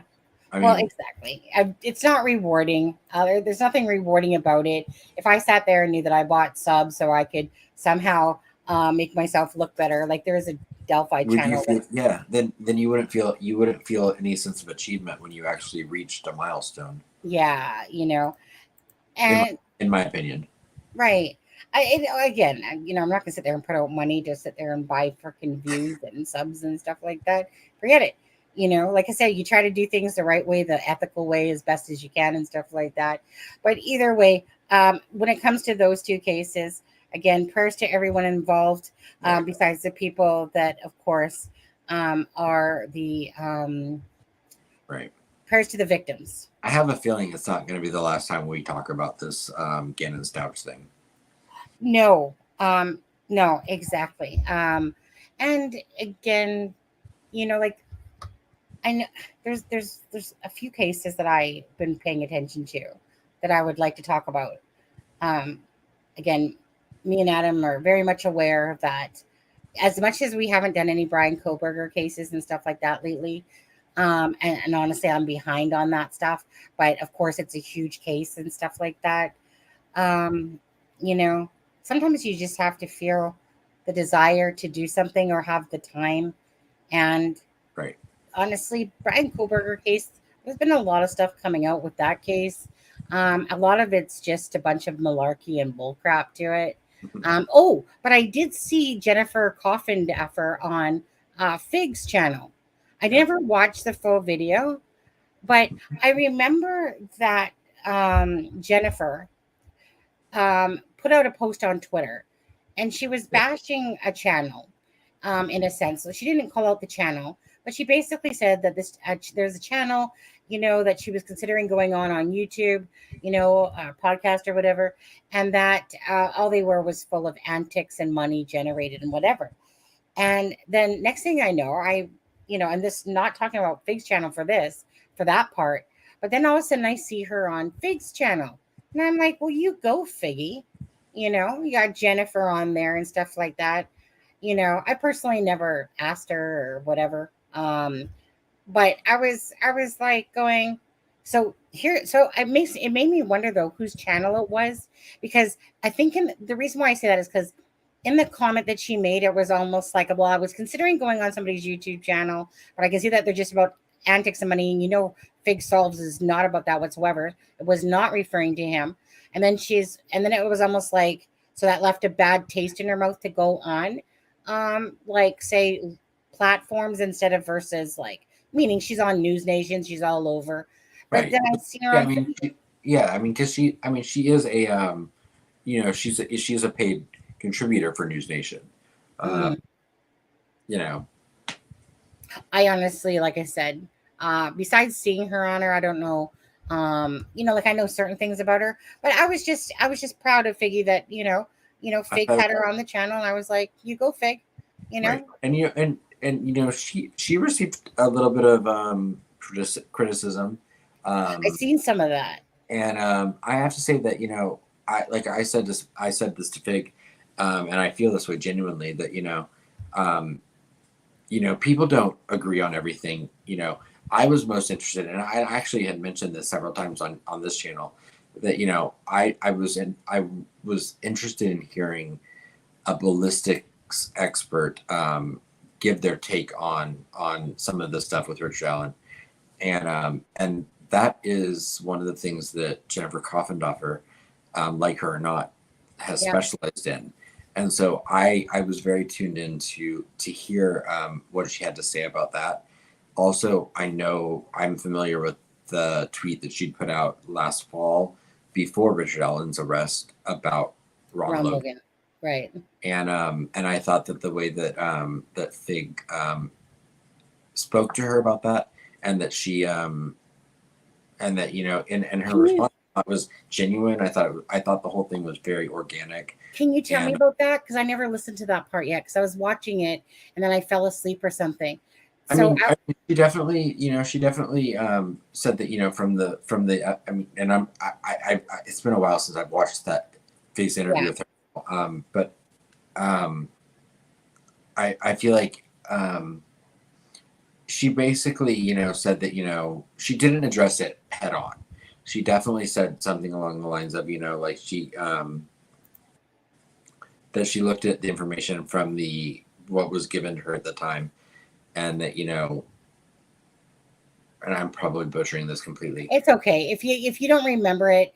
I'm not going to ask you to misquote it or whatever. I'll just go back and watch it myself. But it was good. I thought it was handled in a very professional, very objective manner. And the takeaway I had from it was that she is still open to the idea that this isn't an open and shut case. It might be, in my opinion, but I feel like she was saying, in her opinion, it's not an open and shut case. But I thought that their exchange was very professional and objective. Yeah. I'm not going to lie. We all know this from back when Jennifer Coffindoffer boasted about the Ron Logan thing. It threw me for a freaking loop that an FBI agent was literally calling out Ron Logan. And I'm like, are you kidding me? But I want to be fair in this because, at one point there was a point where when I would see Jennifer, it seemed like she was everywhere. She was everywhere. And I was like, what the fuck, lady? Every time I see you, you're on a freaking channel somewhere. Like, what the hell? Doesn't matter if this case, there's Jennifer. But I just want to say this quickly. I just want to say that, so for me, I actually quite like Jennifer Coffindoffer, to be honest with you. I listened to her. Her thinking is rational. She makes a lot of sense when she talks. Not everybody's perfect, and if she said the Ron Logan thing, but I've actually grown to really respect her and like her, for her thoughts, and she's well spoken when she's talking, even if she's wrong at some things. I do actually enjoy watching her now. The one part that I thought that I it's funny because I was looking forward to the most about the ballistics information, and the thing that I probably came away from that interview with the most was when she was talking about how unsignificant the lead about Richard Allen giving the interview to a conservation officer was, and how that happens every day. That they have to categorize these tips as far as importance, and for whatever reason, Richard Allen's tip was deemed something that doesn't necessarily need to be followed up on. Right. We know now that was probably that was wrong. Huge mistake. Yeah. But the fact that she talked about how that really is such a normal, unexciting thing that happens, that makes perfect sense to me. And I thought her explanation of it was very informative.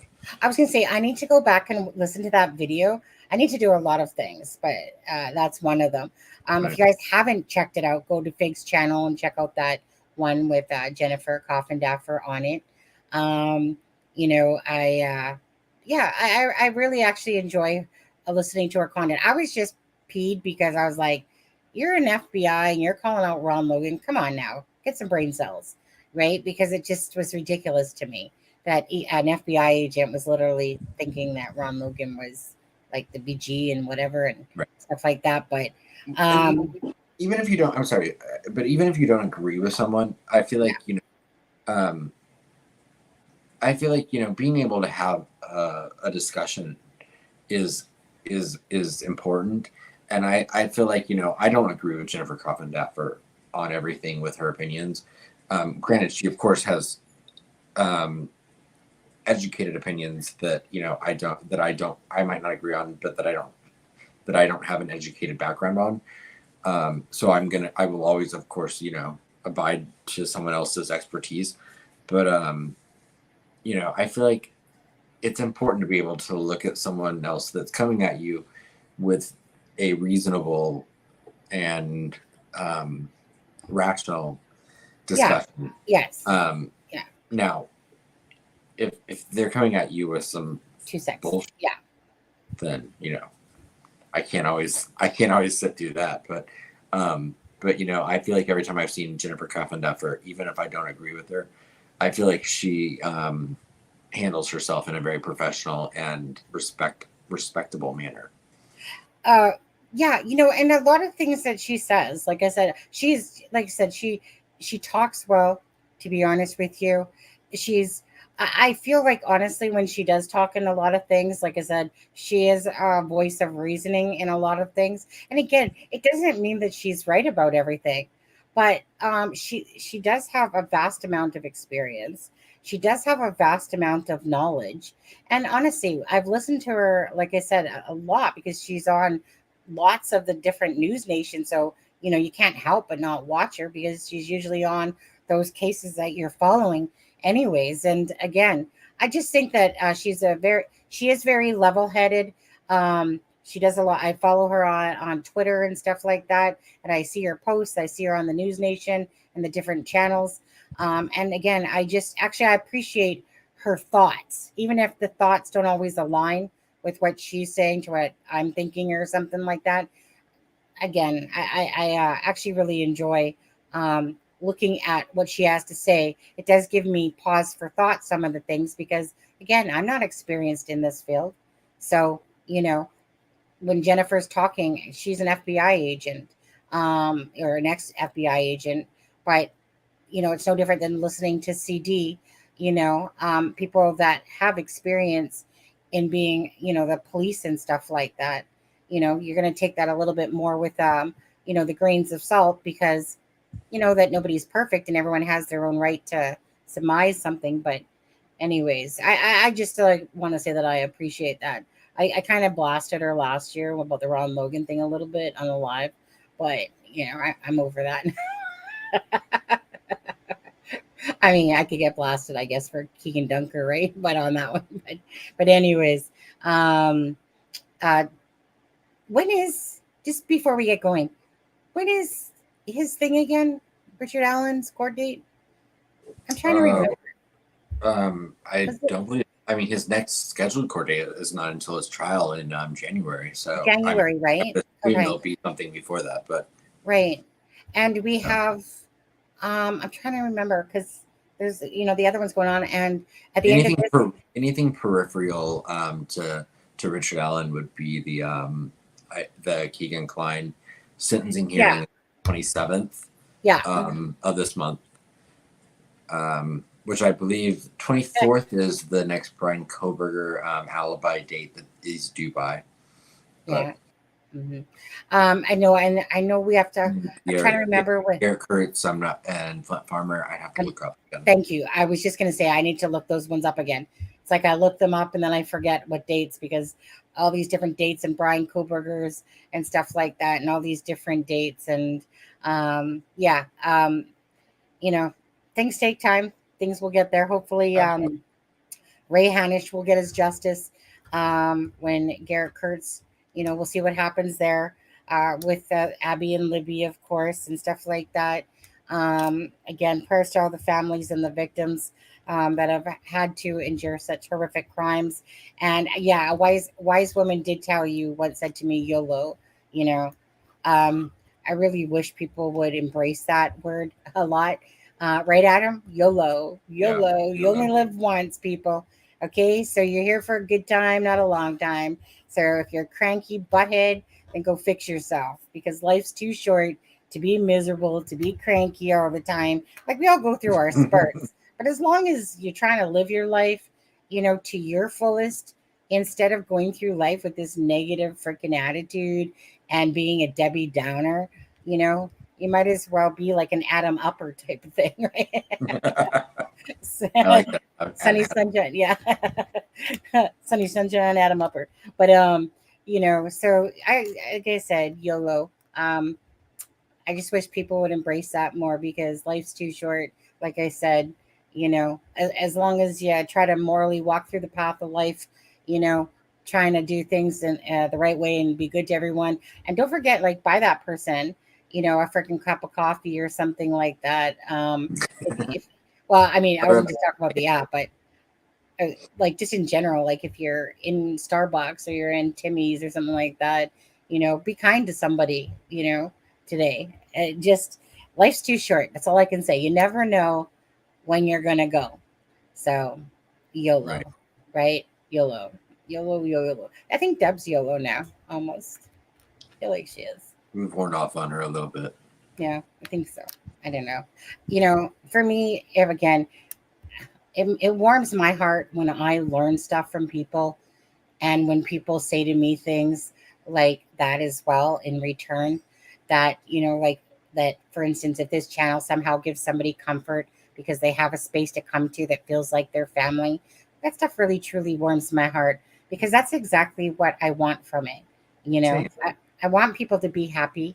I want people to realize that life's short. I want people to understand that, you know, you don't need to be mean and nasty to get a point across. You can have a conversation adult-like and just be kind to each other. But, I mean, it's really hard, Adam, when we're a bottom feeder channel like we are. Or people say things like that, right? Well, the thing is that that's always funny when someone, I mean, first of all, that's my word. I call you people bottom feeders that are bottom feeder channels. So go get your own word. But at the end of the day, while those people sit at the bottom and we're rising up, that just really shows you the big difference there. So I don't really know. I mean, wouldn't a bottom feeder be someone that like wanted anyone to watch them? Yeah. Like, and I mean, I can only say this for you, but I mean, I think you blocked like 2,000 people. Not quite, but probably getting there. Probably. So, you know, I don't think that, you know, that would qualify someone as a bottom feeder, but, you know. Yeah. Like, YOLO. It's about holding your own self-respect in check. And again, you might disagree with some of the people that I blocked and stuff like that. But again, when somebody backstabs me or somebody turns on me or somebody's just ignorant and whatever, block, have a good day, piss off, get out of my life. Don't care about you. I just want to surround myself with good people. That's all I want is decent, kind human beings. And quality. that's right. It's about quality and not the quantity. And that's why I know that for me, you know, if I stay true to who I am as a person and hence the channel, that, you know, wherever that takes me, it takes me in a sense. But I'm not going to toss out my morals, you know, of what I've always done all my life because I need that person's view, you know, or sub. Because we all know that, like I said, subs, most of the people that are watching your lives and that aren't even sub to you, right? So it's just really about putting the content out there. Hope that other people, care about your content as well. We definitely have this nice following of friends that no matter when we do a live or what we talk about, they're always here for us. Love it. Appreciate it very much. And just like we're going to appreciate you all when y'all show up tomorrow for Adam's birthday party. All right. There's Deb right there. There's the bottom feeder. Made her way back over here. I'll see if I have time to make it. Yeah. I mean, if you could just book yourself in, you don't have to show up. I mean, I can party without you. I don't got no problem doing that. No, I would never flip Deb off. I would. Deb knows I love her. Hey, Deb, you're number one. Deb knows that. Uh-oh. I have a surprise in my channel for you. Yeah. That's what she said. That's what you said.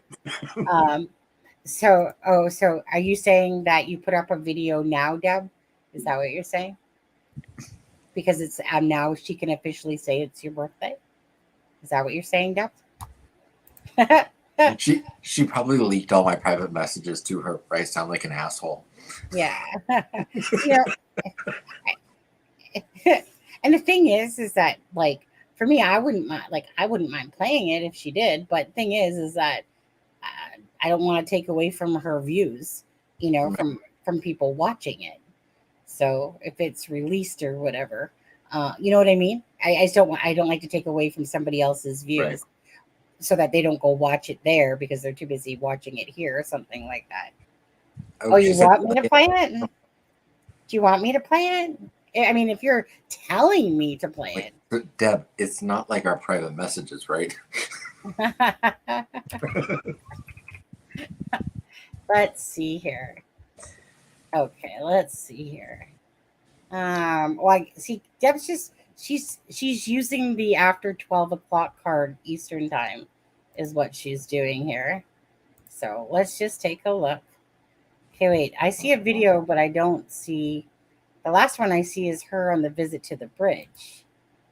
So is it a short? Oh, I think it's a short. Okay. Yeah, okay. So, and it doesn't got any copyright issues, right, Deb? Deb's True Crime Notebook. Shit. Hey, Deb, did you go through his Facebook pictures? Wait, too? She took pictures from my Facebook. Oh, I have to go. Bye. All right. Let's see. Hey, True Crime Aspen, you're my buddy and my true crime ride or die. We share secrets and jokes and solve the occasional hoax, and I love the kind way that you treat most folks. Dude, you're hilarious at reporting the nefarious. You're so handsome, but you have no muscle. We can't all be fig, but you do have that hustle. And you do wear a hat better than most. Happy birthday, True Crime Aspen super YouTube host. Oh. Oh. Hey, True Crime Aspen, you're a heck of a guy. You're my buddy and my true crime ride or die. We share secrets and jokes and solve the occasional hoax. And I love the kind way that you treat most folks. Dude, you're hilarious at reporting the nefarious. You're so handsome, but you have no muscle. We can't all be fig, but you do have that hustle. And you do wear a hat better than most. Happy birthday, True Crime Aspen super YouTube host. Aw. Thank you, Deb. That was great. Right. I was like, you're going to use all the same pictures that I'm going to okay. No, but okay, that was good. It was nice and short, didn't have as much on it, but that was a very good lyrics there, Deb. I like things that rhyme. I really do. I appreciate it when people use rhyming words. Yeah. Like I know that in songs, if you listen to them, like they're sung differently, but I've always appreciated like a rhyming type poem or post or something like that.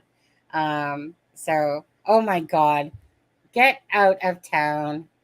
Oh, Tom's just sitting there. Tom, for shizzle, Tom.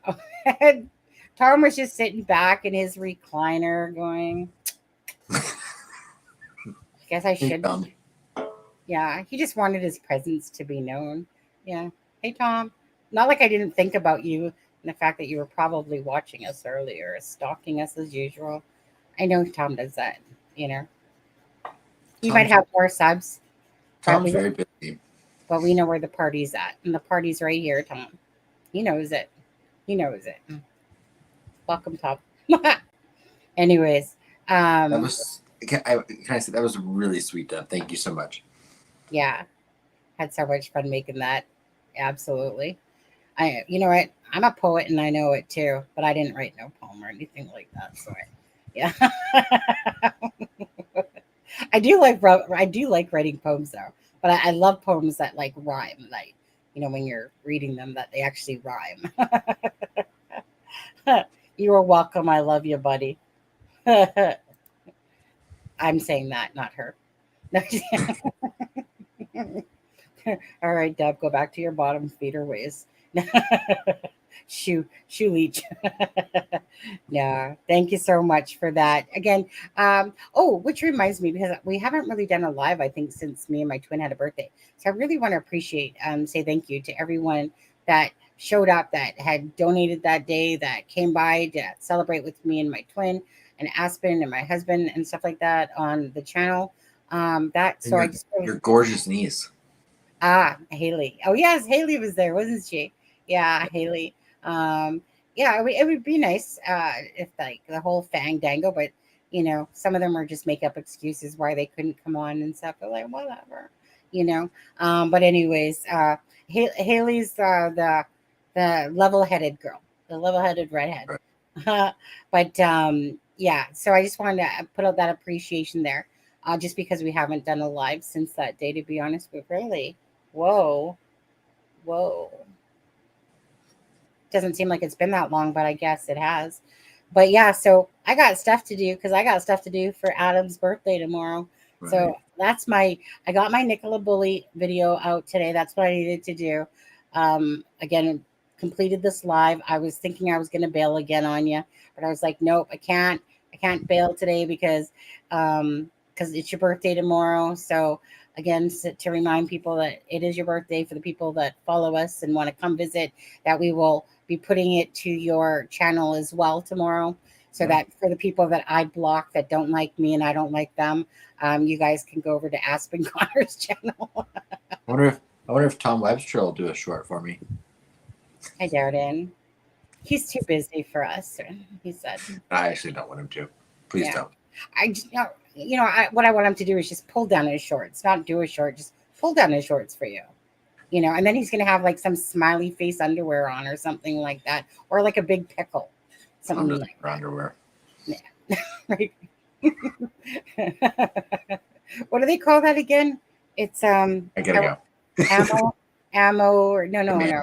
Commando. That's the word. Commando. Yeah. Anyways, you guys, we will see you guys tomorrow night. Deb, thank you guys so much. Tom Webster, always a pleasure to see you in here. Plus, there's Carol up there too. So Carol, Ray Jones. Hey, Ray Jones, you got to lose the mold jokes. They're not funny anymore, dude. Okay. I shouldn't make a mold joke at the front of the thing, the whole, whatever. They're not funny anymore. Okay. We need to move on to something different. But anyways, thank you guys so much for being here. Shelly. Again, we had Charmaine. Charmaine, thank you very much for the package that you sent to Adam. That was really great as well. And Mustang, Grandma Watches, all you guys out there, okay, guys? But anyways, so yeah, I'd say happy birthday to you, but in my eyes, it's still tomorrow. Yeah, tomorrow. Yeah. Okay. Although I will go to bed tonight being very grateful for Deb, so thank you. Yeah, well, just know you're 42. Just know you're technically 42. Okay, just know that. Okay. Yeah, I'm pretty sure I counted 42 laugh lines on each side. Yeah. Anyways, I love you guys. Have a great night. We're going to leave off with our intro, and we will see you tomorrow at 10 o'clock Eastern Standard Time. Good night, guys. Good night, everybody. This is Sunny Justice and Aspen Connor from It's a Crime and Shame, wishing you all a good night.